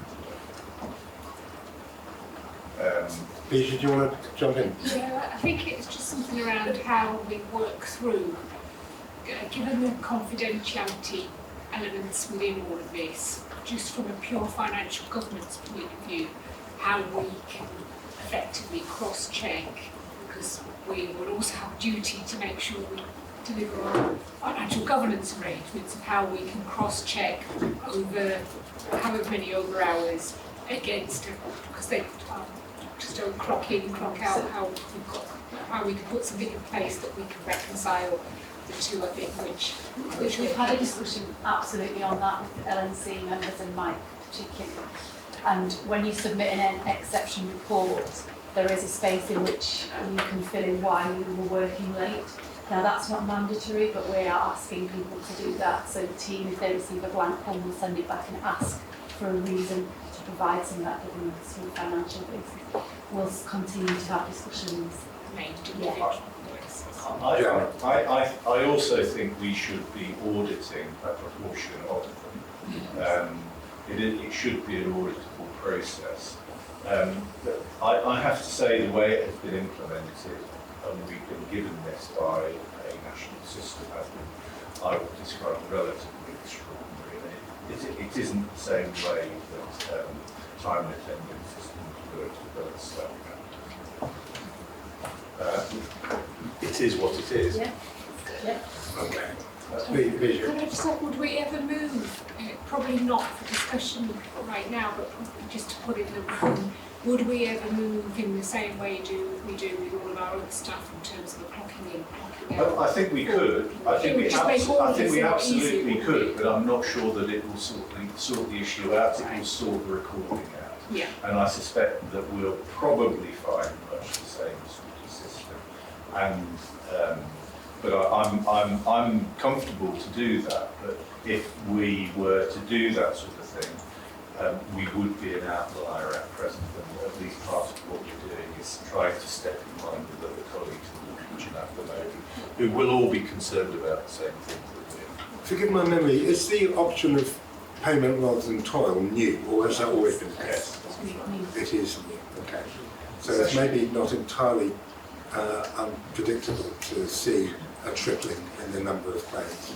This was specified within an agreement made Yeah. Okay. Any more points from you, Jamie? No, so, it's a new system and there are, if we break the confidentiality, there are potential for some very large fines. But at the moment, we think the costs will be, whilst they will be present, they won't be prohibitive. And I think it does probably reflect at least what the junior doctors or the rest of the doctors. Okay. Any other questions or comments? I think we're noting the change, we're noting the tripling in the number of exception reports, we're noting the need for us to develop some system of auditing, monitoring, the processes that are emerging. It's still very early days, so we'll want to just kind of keep an eye on this, which clearly Mike and Kate and Jeremy do. Happy to move on? The 10-point plan. Yeah, I just give an overview. So I think the report's really clear. Unfortunately, Elsa isn't able to attend board today, so she's our resident doctor here, Lee. I think just a couple of things to pull out. We talked last time we came to board about running a survey in relation to the 10-point plan. So just to say, the early indications from that suggest that there's good satisfaction. So with parking facilities, access to food, rest facilities, and arrangements for taxi service, annual leave management and timescales for rota publication, which is really good. As with everything, there's areas for us to improve. So a couple of areas that came up were provision of lockers for resident doctors to store their belongings, ability to take allocated breaks, and there was an element in there around raising concerns with regards to wellbeing and safety, which we're absolutely going to look into as part of the results of that survey. We received communication nationally around the 10-point plan, so there were 3 areas which were around the annual leave policy, nominating a non-exec director, and then embedding the exception reporting changes which we've done. And then I guess just to say a couple of actions that we've taken forward since we came to the last committee. So we've improved resident doctor induction and information available. So we talk a little bit about how we communicate with our resident doctors and how difficult that is. So we're looking at an app in which we might be able to do that better, which is good. We've developed, Mike and I, or Mike more, but I've had a look at it, is a rostering principles charter, so to give some real principles about how people roster, and that's been done in collaboration with Elsa as well. And now the letter now providing all trusts with a breakdown of their payroll compliance for assurance, and we had the first quarterly report at PCC yesterday, which brings out some of that detail as well. So we continue to work with the 10-point plan and make progress. Okay, that's a pretty encouraging report, suggesting progress on each of the areas that we're due to make progress on. Carry on. So just to say, you'll notice that there's a safety and quality priority that is on incident reporting. So part of that will be, we will explore a themed piece of work with our resident men. We've done similar things before to try and help encourage them to use the incident reporting system. Good. Was this a moment to mention anything further about the future of the LET? Yes, so apologies. So we bid for the Lead Employer Trust contract, so people will be aware that we've held that since 2016. We were successful in gaining that contract again. So that'll be for 5 years with the option to extend that for a further 3. That's really good. Any questions or comments on the 10-point plan? Ruth, it says that the non-executive director lead will be determined by the end of March. Well, if in doubt, do it in public. We have had a discussion that it probably needs to be one of our clinical names, who I will collar shortly to descend so they can fight it out. Okay, well, let's not So I think there's a natural candidate. It was very fascinating when we were reading this, both Maria and I were whispering to each other and saying, and then we said that, we thought, oh well, somebody else is actually being nodded. No. Let's take that offline then. Sorry, I didn't wish to embarrass them. Right, any other questions or comments? We're going to agree, support this report, noting the progress being made in the delivery of the 10-point action plan. thank you very much indeed for all those involved in the process. Good, let's move on. We've got the drive coming back to the community business unit. And we've got Laura and Terry with us. Over to you two. Thank you for this. Thank you for this opportunity to update the board. So as you're aware, the Community Services Business Unit is a large and diverse group of specialists. We have lots of services that are both access to the community but also secondary care in our inpatient settings, and there is hopefully blurring of those lines. In the last 12 months, our achievements that we'd like to highlight to the board, firstly the Call Before Convey project has been launched. This is a collaboration with NIAS, where we have been providing an alternative to conveyance to hospitals. So when care homes contact NIAS and NIAS go out to attend, instead of conveying the patient immediately to ED, they have been able to contact the community services via the single point of access. There's a dedicated line available 8 till 8, and essentially that's providing an alternative method of care. To date we've had 145, looking for my numbers just to check, 145 I think, so this commenced on the 19th of November. And since then we've managed to divert 24 patients have attended ED, and all the others have been given alternative methods of care. And some may have ended up coming to an emergency department thereafter, but that I think has been a real difference that we've been able to do with partnership working. The Care Home project similarly has been looking at alternative, trying to do proactive rather than just simply reactive care. We've been offering emergency healthcare planning with the staff and education and CGAs. Over the last 12 months we've done a virtual ward evaluation which has shown cost effectiveness but also saving bed days, again another alternative model of care. We have been closely working with medicine throughout this, and again I think this is a real thing to be celebrated in that our business units, while remaining very distinct, have had the opportunity to work closer together on a number of projects. We have established the South East Central Hub, which is an example of neighbourhood working and localising our services together, which again has been very successful. And we've had improvements in the RTT and patient experience of wheelchair services, which again has been another priority for the Trust. We have been working with the palliative care team to try and again do some better things. We've had increased direct admissions to palliative care, so rather than patients coming to the emergency department, they have a route directly into our palliative care units. And to date we've had around 200 in this financial year, with around an average of 6 per week.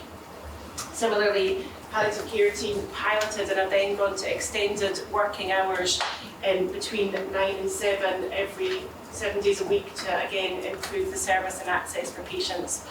And also just to mention that our out of hours district nursing team were recognised as Team of the Year in the staff awards, which was really helpful and important for our team. So again, a look back at 2025, you can see the number of projects that have gone on: sexual health and increasing access to contraception methods through education. Speech and language therapy have been doing dysphagia screening to try and improve referrals on acute wards. The palliative care team, in addition to the services mentioned already, they've done a specific home from home project in the West, and also there was a virtual reality headset pilot to try and improve relaxation for patients. There has been CSVU flow coordinators, so this has been a project with medicine looking at how we can work slightly differently to pull patients out of the system, and they did an MDT improvement project and presented that at our Excellence celebration event. And the hospital at home and virtual wards, so they've been using elastomeric pumps for heart failure and intravenous antibiotics. So rather than having a number of visits, the patients have had these pumps which continually give the medications over 24 hours, and that's been helpful both from a productivity but also a patient satisfaction safety setting. Public health have continued to make very positive impact throughout the organisation with poverty-proofing partnerships, and they also supported the district nurses in doing a smoking cessation pilot whereby we were essentially educating the nurses to do smoking cessation in patients' homes and at every clinical opportunity to try and help increase the rates of smoking cessation. Talking therapies have significantly, they've essentially separated their referral pathways, which again has helped them to tackle their waiting times and target their services more appropriately. Tissue viability continue to do learning and training across the organisation and are learning from after action reviews. The 2-hour urgent care response has been an integral part of the call before convey, but just to highlight that over winter we piloted a 4-in-1 point of care viral test so that if patients had a viral illness such as flu or RSV or perhaps COVID, that we could identify that that may be the cause for their deterioration, and rather than conveying to hospital, the CRS would keep them at home and monitor them. Podiatry have introduced a standard operating procedure to reduce waiting times and improve access, which again has been one of our targets. And the paediatric occupational therapy team developed an early year resource pack, which has also been very well received. And cardiac rehabilitation have started cardiac rehabilitation for heart failure patients, which again has been a challenge but has been another improvement. Going forward, we seek to support our patients and our people. We're trying to align our services based on both planned and unplanned care and reviewing these in response to financial pressures and governance. We will continue to innovate, continuously improve our services. This next 12 months we will evaluate the call before convey project. Again, we continue to look at those data on a weekly and monthly basis, but there will be an evaluation. We will continue to evaluate hospital at home services and discharge processes, and we will further develop a care home strategy. In terms of supporting economic growth and inequalities, again, MET training is now embedded within System 1, but we also hope to poverty-proof the concept into other community services. And we have discussed that going forward, we will ensure that our business cases have an inequality lens to see if we can write out inequalities that can be embedded from the beginning of our services. To develop our estate, we need to continue to develop our estates, and sexual health remains a pressure as they remain at North Tyneside rather than in the community. We have been growing our own people in terms of the apprenticeship model, and we will continue to make progress digitally in the areas mentioned. So our challenges, we have a large remit and certainly lots of good work being done, but more to do. Our estate, we have focused on trying to improve the estate over the last 12 months, but again, that remains a challenge for us in terms of our people and our services being in the correct areas. In terms of productivity and efficiency, I think our geography and our people and our caseload will always provide challenges. And in terms of real-time data, we've always struggled really to identify and to direct our services, perhaps similar to the 4-hour target or other larger metrics in the NHS. So that's a challenge for us, but we do have some data surrounding the 2-hour urgent care response, and we're looking at trying to improve our data. We are very much trying to integrate with neighbourhood working, and hopefully this will allow system transformation. Thank you very much indeed. Tanya, anything you want to add to what felt like a really comprehensive presentation?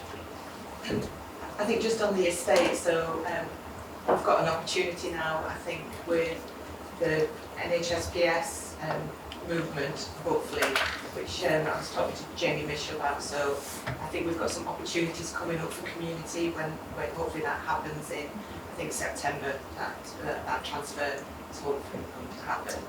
And just to give an update from an estate point of view, we successfully moved out CBX this week. Oh, already moved out. Good, we referenced that earlier on in the meeting. So Ruth, I can update the risk register. Excellent.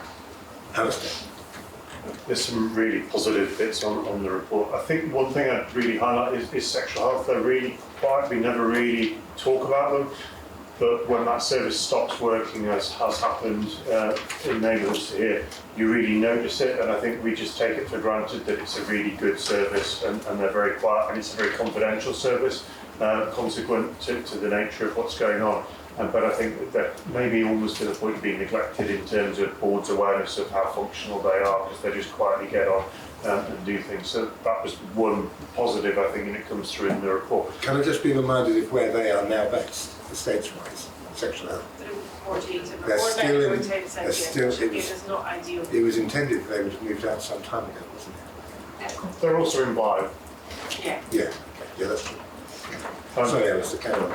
And then the second bit is, I think it's only fair to say that, particularly public health, there is a degree of frustration out there, particularly the senior members of the community team being moved from one patch to another, which means a lot of the initiatives around anticipatory care or EHCPs seem to be one step forwards and two steps back. And sometimes that's due to staffing and other bits, but I think it's fair to highlight that that is a frustration, and I know it wasn't mentioned in the kind of jobs to do bit, but it appears to be something of a constant narrative around that. It would be useful to see that maybe looked at as well. Can you just respond to that one, Terry? So we have had some challenges with some staffing issues, community neighbourhood matron. So in a couple of areas we've had some gaps while we go through that recruitment process, and primary care recognise that when that individual who works very closely. But we've not taken any posts out from a community matron point of view, and we're actively recruiting. So there's nothing systemic, it's just what happens in the village service. Yeah. And as you know, Chair, when we had that discussion about the movement from Wheatley Bay.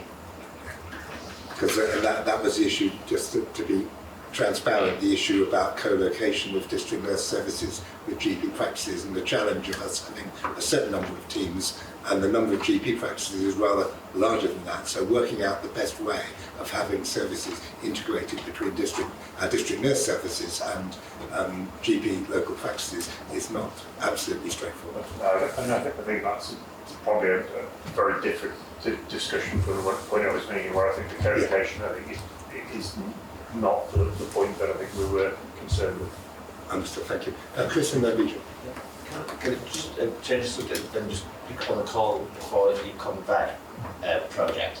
I think this ticks a lot of boxes, doesn't it? In terms of keep people out of hospital, close to the homes, helping with the ED department, helping with ambulance handovers with conveyances, helping, I'm assuming, with Cat 2 responses for NIAS as well.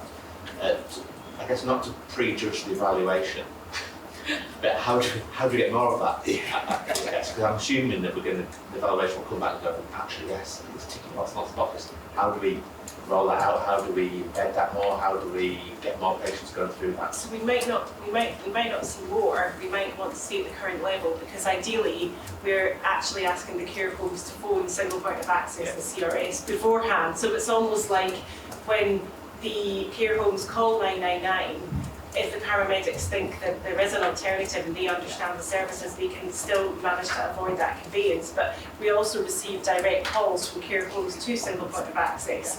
So it's not that this is an exponential rise, it's trying to do the right thing and provide the right pathway for the patient and provide alternatives to the front door. Just follow up. Yeah, I can follow up. And is there a next? So if that's like one cohort of patients, is there another service similar for another cohort of patients and another service similar for another? So what we're finding is that while this project is just limited to the care homes across Northumberland and North Tyneside, now that the NIAS crews know that we offer this, they're ringing us for patients in their own home. So if they've had a very positive response, they'll be offering that first. So again, we need to do that evaluation and understand these patients that are in their own home or in the care homes. So there is potentially scope for further expansion, as Chris was first indicating. We need to look at the resourcing, the capacity and the demand model. I've got Bijou and then Ross. Just going back to the previous point, I think there is something that we will always have to have a look at, of that co-location of community teams, I would say the broader sense, which does align with neighbourhood working, but the blurring of who does what, when. So when you talk to the number of the community teams, they are picking up, I would say, jobs that arguably they shouldn't be, but they just do it because they're there. And that's not necessarily something that you should say with practice nursing that's being given to communities, it'll be even things like housebound or doing home visits, which are supposed to be for housebound patients. Patients on housebound. So I think we just have to, in all of this, just watch scope creep. Yeah. Particularly because they just happen to be there, so it's easy to hand the task over. I think we have to watch for that because the community teams, the nursing team, want to do the right thing for the people that can't access that level of care anywhere else. And I think some of this, perhaps this creep that happened during COVID, that probably just needs to be reset a little bit. Thank you for that. Yes, Ross? Thanks for that. And I'm just thinking of it from a sort of engagement and perception angle, in that a lot of our work, and we'll come on to this in a couple of reports' time, is really acute and hospital-based, and I think people know us very well and generally think we do a good job on that all the evidence. Do you think we're doing enough to support neighbourhood work and prevention, all of that kind of stuff has been moved into this? Is there more we could be doing to support that, I suppose? So I think from a communications perspective, our hospital at home service has been widely publicised, and I think patients are aware. I think the patients that use our services are aware. It may be those who've not had to access services who would be quite intrigued to know of the variation and the variety of services that we offer. I think there's also been an opportunity, certainly in the last couple of years, the closer working with medicine and surgery, that actually our staff within our hospital buildings also understand and know what the community services business unit do as well. So I think there's greater knowledge and communication in both aspects of our outward facing, but also inward facing communication too. Alistair? It's just to build on Bijou's point, I think the number of work that we actually give ourselves to community nurses, we really need to watch. The number of, for example, diabetics that we get the community nurses to administer their insulin rather than training, and that's been a massive increase, and that obviously consumes, it's probably one of the biggest activity now in the community. It's also interesting in some other patches, community nurses don't do any post-operative care. Our community nurses do an awful lot of post-operative care. That's not necessarily, you can go patches very close to her, the community nurses say that's not our responsibility, that's back to the surgical teams to sort. So they do get a lot of work that we give them, which we just need to be really cognizant of, and I think they do a great job with that. But that expanding pot we just need to watch, and I think it's on us as a body to make sure we're not giving them inappropriate work, which I think at times we are. I think the conclusion emerging from that bit is scope creep isn't necessarily a bad thing as long as we are aware of it and we're planning around it. It's a bad thing if it just happens and presents an extra load on an overworked group of the workforce. Good, okay, Steve.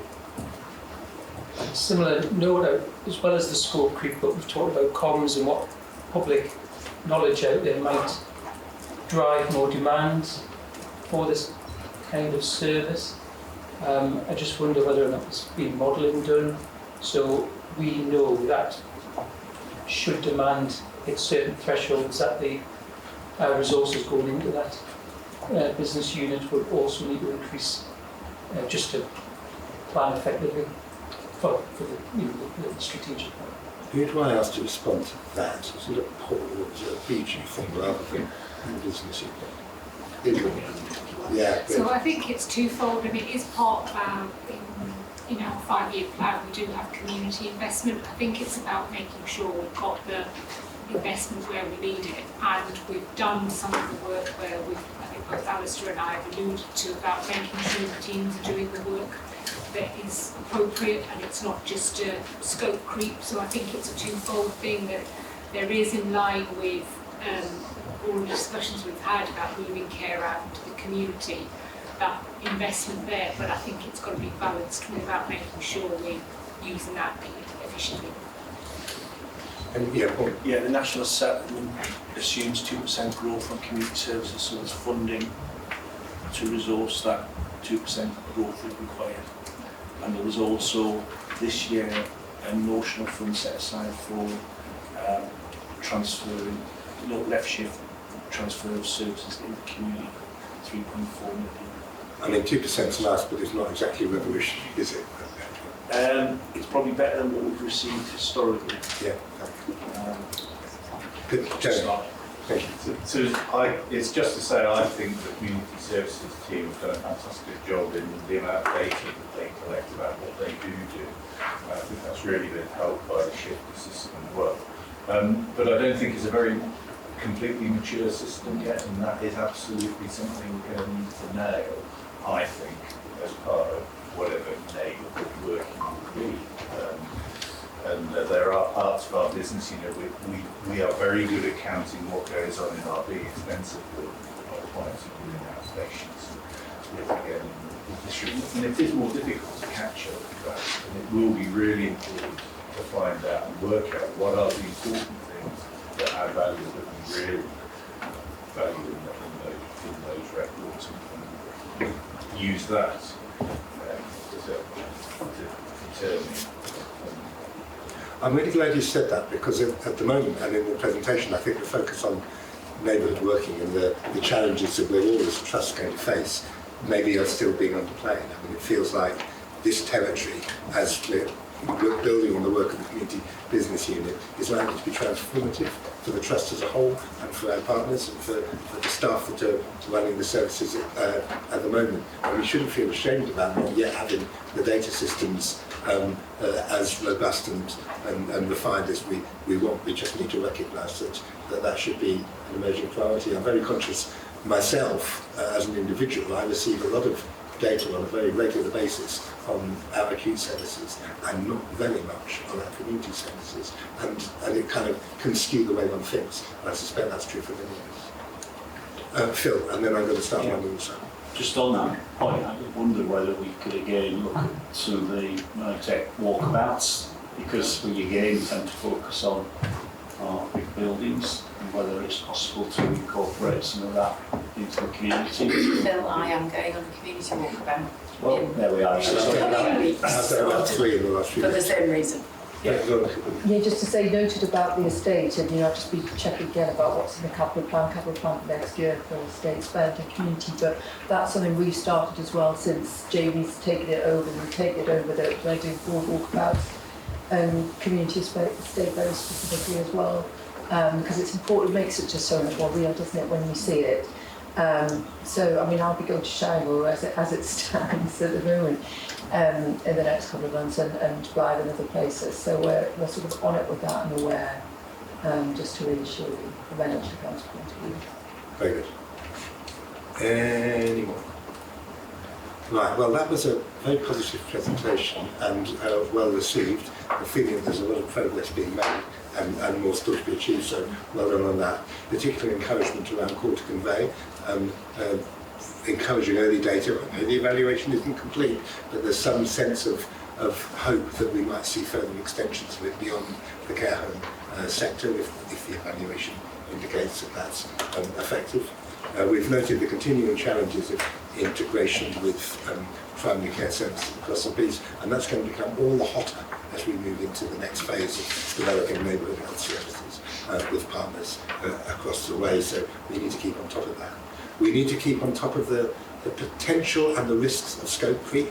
As I say, there's no harm in it as long as we're spotting it and resourcing it appropriately and taking it into account, and not just letting it happen to relieve pressure elsewhere in the system. I think we have concluded there's still a communications gap, or by which I mean there is more we could be usefully doing, not just with the outside, but as I indicated, internally. And one reflection of that might well be, can we look at the board walkabout pattern to ensure that community provision has got its appropriate representation across the piece. We've had some reassurance about the potential for future investment as this area of business expands, probably only partial assurance on that, but nonetheless 2% is better than naught. It's a start. We know we've got a bit more to do on data maturity around here, but I think there's been real progress already. Certainly the data I've been seeing feels more robust than it was a year ago. We're aware, as was highlighted, there's more to be done in the States, and hopefully changes that are imminent within the system might give us a little bit more leverage to be improving the provision for our staff. I think it is notable, certainly on my visits, that there is a contrast between the quality of the buildings and office accommodation when it's trust-owned to when it isn't. And finally, just to recognise this is going to be central to our discussions over the coming year, so we need to keep in our mind what we've been hearing today as we start to developing and firming up our plans around integrated health contracts. Colleagues' hearing will be central to it. Thank you very much indeed, Laura and Tony. That was great. Should we move straight on? We've got antimicrobial resistance. Tasmin, you're here. Joe, of course. Forgive me, Joe. Over to you. Thank you very much for inviting us to speak today about antimicrobial stewardship. I'm Tamsin Oswald, I'm the Director of Infection Prevention and Control, and I brought Joe Brayson with me, who's our lead antimicrobial pharmacist. I've asked him to present because basically he's done most of the work on this, and it's only fair that he gets a chance to describe the work we've been doing. And hopefully you'll find this just as positive presentation as the last time. Thank you, Joe. Yeah, absolutely, thank you, and thank you all for having us. Yeah, there we go. So I'm going to start sort of brief presentation in 3 parts, why we're here, a bit of assurance, and then what we're wanting to do over the next sort of 12-month period. So firstly, the why we're here. So there was a letter that came out from NHS England to Chief Execs, Medical Directors, to firstly raise the issue around antimicrobial resistance. So it highlights the statistics that we're seeing at the minute. So we're seeing higher infection rates in hospital, we're seeing higher antibiotic usage across hospitals all over the country. We're now seeing twice as many deaths due to resistant infections as we do breast cancer, so it's overtaking some of the higher mortality conditions that we've had previously. And that ultimately has implications on things like expenditure, hospital flow, mortality, morbidity, patient outcomes as well. So NHS England asked us to come to board level to keep you all abreast of the issue and also outline what we're doing about it and what's happening in this space. So firstly, from an assurance point of view, that's not the clearest on the screens, but we are the very bright green line that's at the bottom. So this goes back to sort of 2019. Low is good. This is one of the key metrics that we get reported against, which is broad spectrum antibiotic usage per admission or per 1,000 admissions. So it's benchmark data against other trusts in the region. We have been for a very long time one of the top performing trusts in the region, and we remain good, but 2024-25, there was a bit of a worrying trend that we saw where all of a sudden our usage of broad spectrum antibiotics jumped up quite significantly. So this is data reported by NHS England. That caused us quite a lot of concern and has been a worry for us for the past year or so, trying to explain that, because we haven't seen a rise in negative outcomes or anything like that. Our infection mortality has always been low. Our length of stay related to infections has always been low, and none of that has changed. In areas where we've been expected to show a reduction in antibiotic usage, things like broad spectrum and total antibiotic usage, we've seen quite significant increases over the last 2 years. So this has all been quite worrying, and you might wonder why I'm now telling you all about this. So this is all down to errors in data reporting. So 2024, we saw the introduction in SDEC. After SDEC came into play, all of the antibiotics which we administer through places like ambulatory care, which is significant, are counted. None of the patients are counted anymore. So as a result, we're not comparing like for like, we're comparing against 2019 baseline where SDEC patients were included and are no longer included. I'm showing you this because this is the data that NHS England are currently reporting, and if anybody sees that, they might think that we're not doing particularly well. We absolutely are. So when we adjust our data to account for SDEC exclusions, we're actually doing very well, and we remain one of the top performers. So we've seen a 5% reduction in broad spectrum antibiotic usage, which is a very good performance. Most people see around 10% increases, 5% increases in that, and we're just about breaking even on total antibiotic usage. So we are prescribing slightly more antibiotics per patient than we were. But these are things that we can deal with. These numbers are manageable. Those previous numbers were very worrying, but we can absolutely deal with these, and I'm hoping to bring these down over the next few years further. So from an assurance point of view, we can give good assurance. Our performance is good against the key metrics. Our patient outcomes are good. So I feel confident in giving a good assurance level for our performance against this. Looking forward, so there's sort of levels of priorities that are being set. So there's the Antimicrobial Resistance National Action Plan, which sets out broad strategic targets around things like reductions in broad spectrum usage, reductions in total usage, and looking at things like intravenous antibiotic usage as well. They've been distilled into ICB-wide targets, so it's nice to see combined primary, secondary care ICB targets because they've generally been dealt with in silos. So we are all contributing to the same goals now across the region, which is a nice position to be in. And again, these focus on those sort of key themes, as much the same sort of things there. And then we've ultimately distilled that down into our own targets. So these are our effectively 12-month targets that we're going to be working towards and prioritising. In broad strokes, we will aim to further reduce our broad spectrum antibiotic usage. So we classify them according to the World Health Organization classifications as a proportion of our usage. So we're going to shift that proportion more towards narrow and targeted antibiotic usage through guideline reviews and working with speciality teams to really focus in. We're looking to further decrease our use of IV antibiotics. We've always been a good performer there with sort of 85% plus compliance with national audits. That was a previous Sequin target, which we far surpassed, but we want to further improve on that. And then also things like course length, so that's contributing to the total usage. So we give excess and waste antibiotics out when patients go home from hospital through our urgent treatment centres. We tell patients to take a 3-day course, but we give them a 7-day pack of antibiotics because that's what is supplied to us nationally, and we want to change that. It's wasteful, there's an environmental impact, it means people keep antibiotics in the back of the cupboard for the next time they get ill, their kids get ill, their auntie gets ill, and it sort of drives that inappropriate usage as well. So we want to bring all that down. So some quite specific targets which we'll be working towards over the next 12 months, and we'll be happy to provide updates on. I think the suggestion was maybe through SQ and I on how we're performing against these, and we're quite happy to keep the wider team abreast of how we're doing that.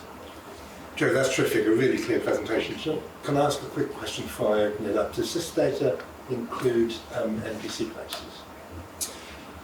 So the data that I've presented doesn't. This is this would be secondary care hospital specific data.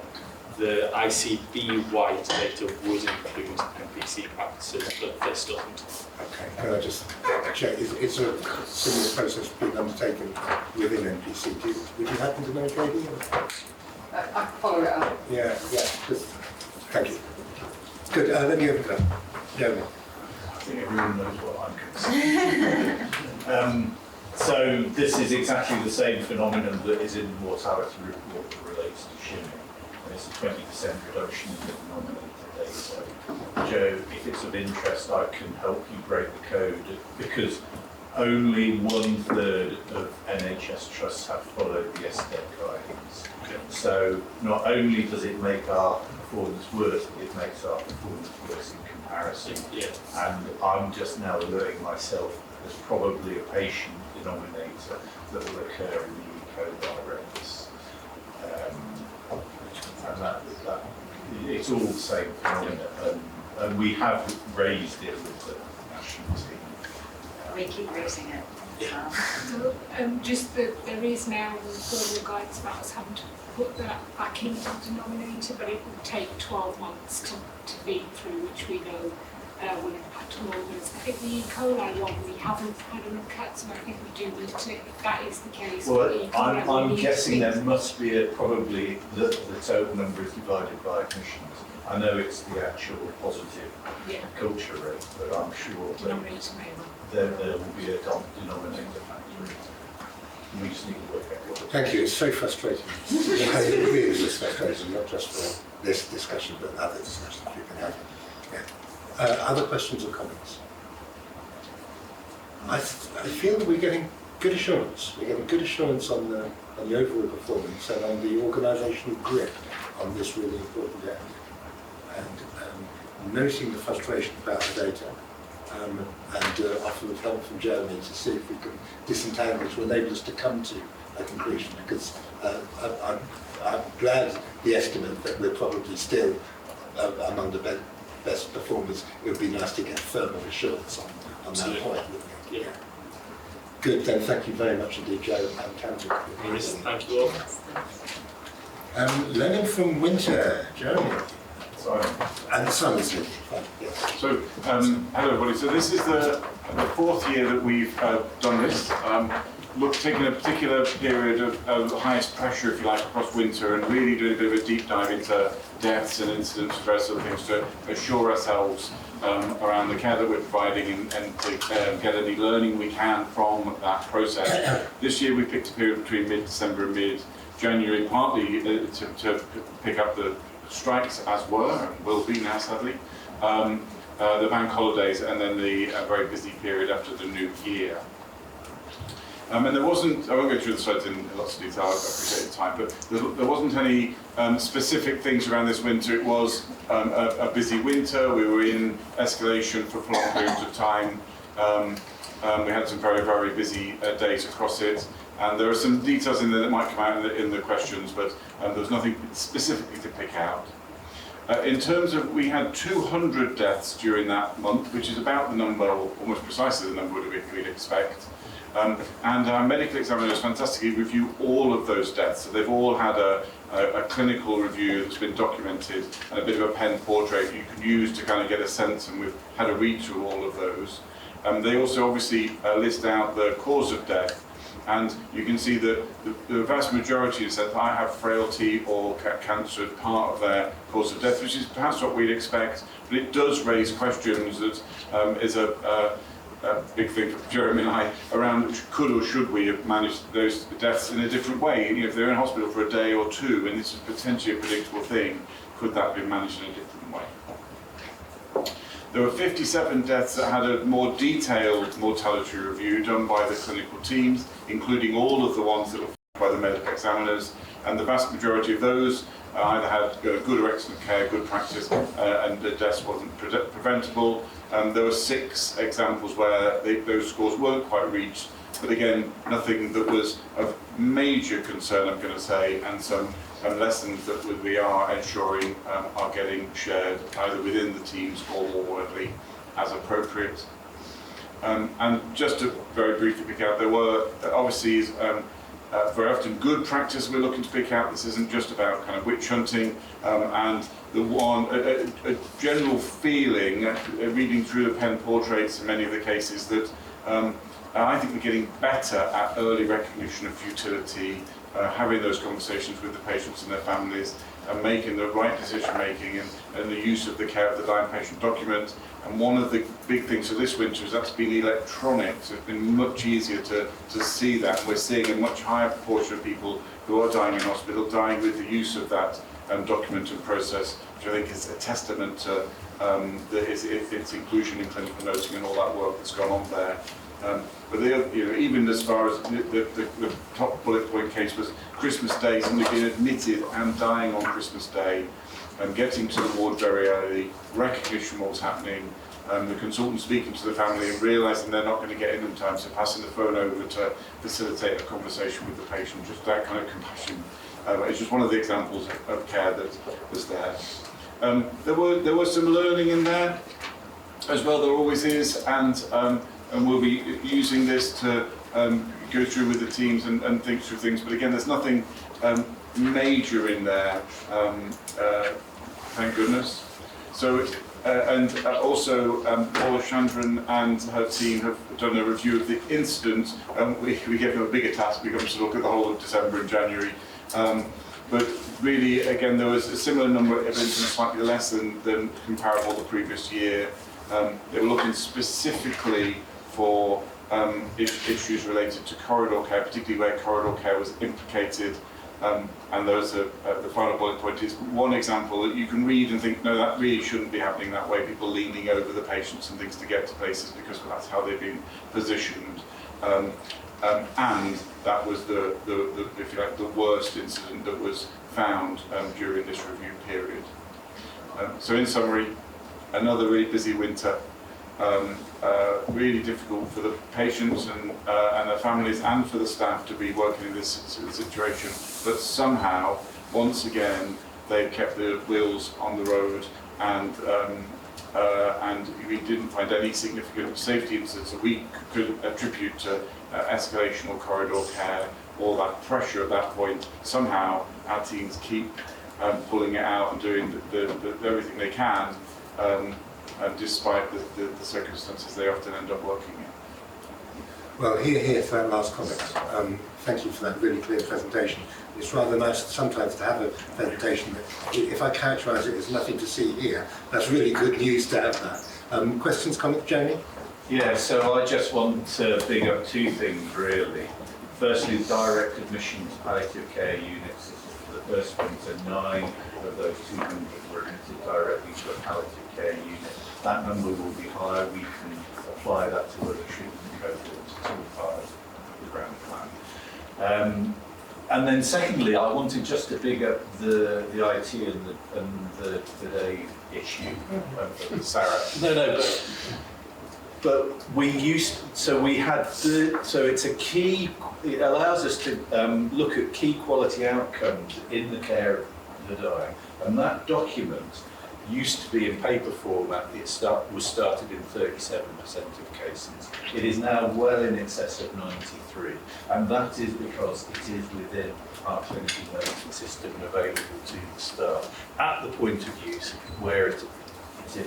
And it's a really clear demonstration of the benefits of having that single clinical noting system that really does work. And that will be multiplied in other documents as we convert them from paper to electronic. So, it really, it's a qualitative result, but it definitely will be something that will be very useful for the work that we do. Right, basking it, Dave, and do pass it on, as it were. Other comments?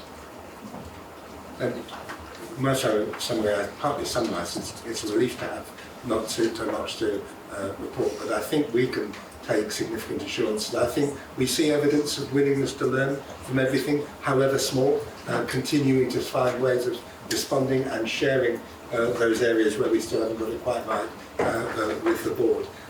I think if we link it back to the almost previous item around call to convey, I think we're getting better at thinking about how to enable patients to die in the way that they want. Most of us wouldn't want to die in ED, and to a certain extent, I mean, it's always going to be a lot, but the more where it's inevitable it could be done elsewhere, happier I suspect most of us will be, and the community provision, call to convey and other initiatives seem to be working in that direction, along with the direct referral into the palliative care unit. Congratulations to IT, but thank you to the staff who have managed what could have been a really, really hard winter, was a hard winter, but we've come through it really well unscathed. And thank you, Simon. All good? Thank you. Next up, Ross, as is so often the case, by the time we get to you, we're 10 minutes behind time. Communications. Thanks, Chair. I think most of the details in the report anyway, and overall I think really positive report. I'll just put a few things very briefly to draw to your attention. Eagle-eyed among you will have noticed there's an updated dashboard. It has a bit more detail, a bit more granularity on some of the ups and downs, but hopefully still enables you to see the important things at a glance. I think the one thing to mention is that sort of sentiment, perception and trust is a difficult one to measure and manage. I do think it's a seasonal thing, and because we're sort of looking at the quarter up to December, we have seen improvement since then, so it doesn't sit quite where we'd want it here, but being noted that there have been some significant risks in this time: industrial action, winter pressures, Berwick. So I think all in all that's been well managed and actually sitting in fairly comfortably considering some of the issues around there. Again, you'll see from the report loads of positive stories and hopefully a really strong balance between external and internal. And I'll just finish with a quick word for the team who work on our internal comms, who won a national award at the end of last year for their work on the menopause campaign and staff wellbeing that you might have seen around the place. So I'll close there and happy to take any questions. Well, that's great. I like the new dashboard. Do you like this? Like it? Yeah. Good. And nice to have such a positive peer report. Questions, comments, reflections?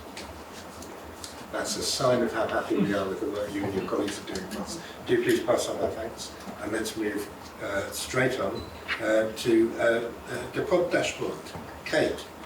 Thank you. I think we've probably pulled out quite a few bits already in the meeting, Paul, so there wasn't really anything else I was going to pull out unless anybody had any questions on any of the content.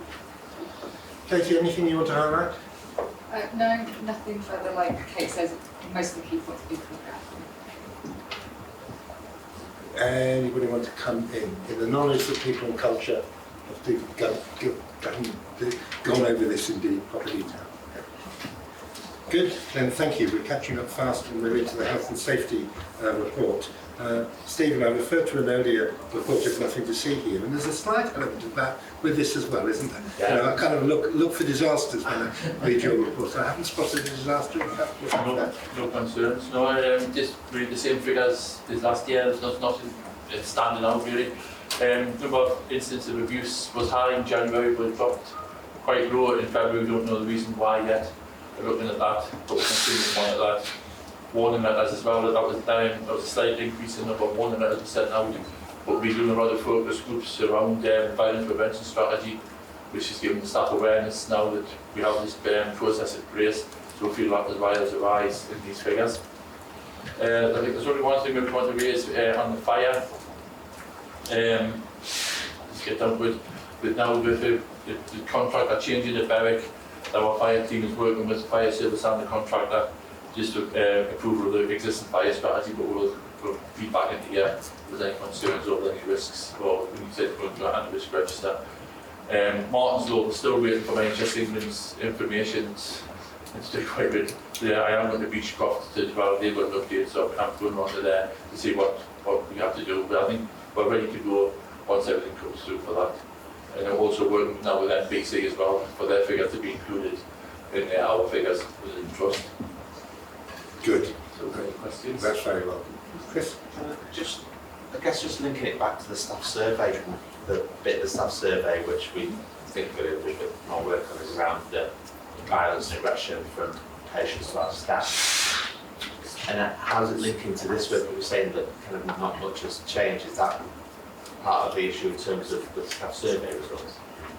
And how do we change the dialogue on this to change the dialogue hopefully on what we see from our staff next year? Absolutely, yeah, absolutely. So the strategy that Stephen and Kirsty have developed, they brought that to PCC yesterday, so we did have a really good look into that strategy. And I don't think you can probably deal with it in isolation, so we talked about the sexual safety charter that we are implementing as well, and need to form part of that strategy. So we're absolutely hoping some of that does have an effect. Okay. Any other questions or comments to Stephen? I think we're ready to approve this report. Thank you very much indeed. We're into now the section of items for escalation from board committees, essentially reporting for exception. We start with nursing and midwifery. Marilyn Tyler? No, nothing specific this year. It's been through the usual the agendas and also the various areas, and I think it's just a very busy time for everybody. Over the last 12 months or so, the team have done a fantastic job, and equally the same for our EHPs. Yes, I mean, you said it's been a very busy time, but actually the fill rates have been really good. And I think that's just down to the hard work of everybody, sometimes on an hour-to-hour basis, making sure that we've got seats up. Safety and quality have gone through this data. Any points they wanted to flag up?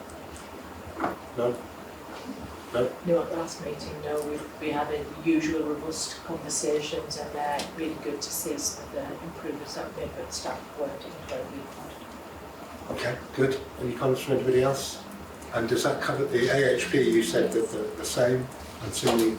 Yeah, we had the usual conversation about radiologists, yeah. We do it all the time, but it's great to what is so good about the team, and particularly within the AHP, they're always looking for ways of sort of how do we develop a new workforce, how do we work around the infection agenda, so I'm very good, and actually radiology vacancies have gone down, so that's okay. It's time for a while. Good. Probably, sorry, Chair, just one final thing, of course, just that obviously Max team were at the Governor's last night and wanted to give the update for the sort of last year, like everybody asked us, and I think that was well received. Didn't it go down well? It went down very well indeed, so that was true. Okay, Chris, the monthly SQNI dashboard. Yeah, I don't think there's anything to pull out from the chair. Okay. Anybody want to flag up anything? Anything highlighted, escalated from SQI? No? No? Okay. Good. Straight on to the learning from death, Jeremy. Yeah, so we discussed winter already, Chair. There's some other specific examples of learning from the first cohort. Thanks for answering questions on those to discuss it. And we've got the same frustration about the data. Again, reference. Yeah, keep banging on this. Anything came out of SQNI that we need to be aware of? Any escalations from this? No? Good. And then corporate safety and quality. Bijou, your name's down too. Should be Chris, shouldn't it? Because I don't suspect there's nothing more to highlight. It's been through S&Q. Yeah, okay. Nothing to add. It's been through S&Q. Anything from anybody? No, that's fine. And then we're on to you, Paul, with financial compliance. This was discussed in some detail on Monday. We remain on target to our financial requirements this year, in particular services to the year. And probably we will end up in line with our CDAL over collecting from the figures at the moment. Anything to highlight from F&P, Phil? No, more TDBoo finances. I think we should at least underline praise for that, because this is landing a large jumbo jet onto a sixpence, really, and we seem to be coming in bang on target. Don't know how Paul does it. Actually, I think I do, but it's really impressive. So thank you very much indeed for that. We're good. Agenda for the next meeting. More anything you want to highlight? No. Okay. Anybody want to add any or request any items, or happy to go through the normal processes? Okay, that's brilliant. How's the meeting gone? We've managed to finish with just a few minutes. I'm giving you an extra few minutes for lunch. Any reflections on the meeting? We've covered a lot of ground.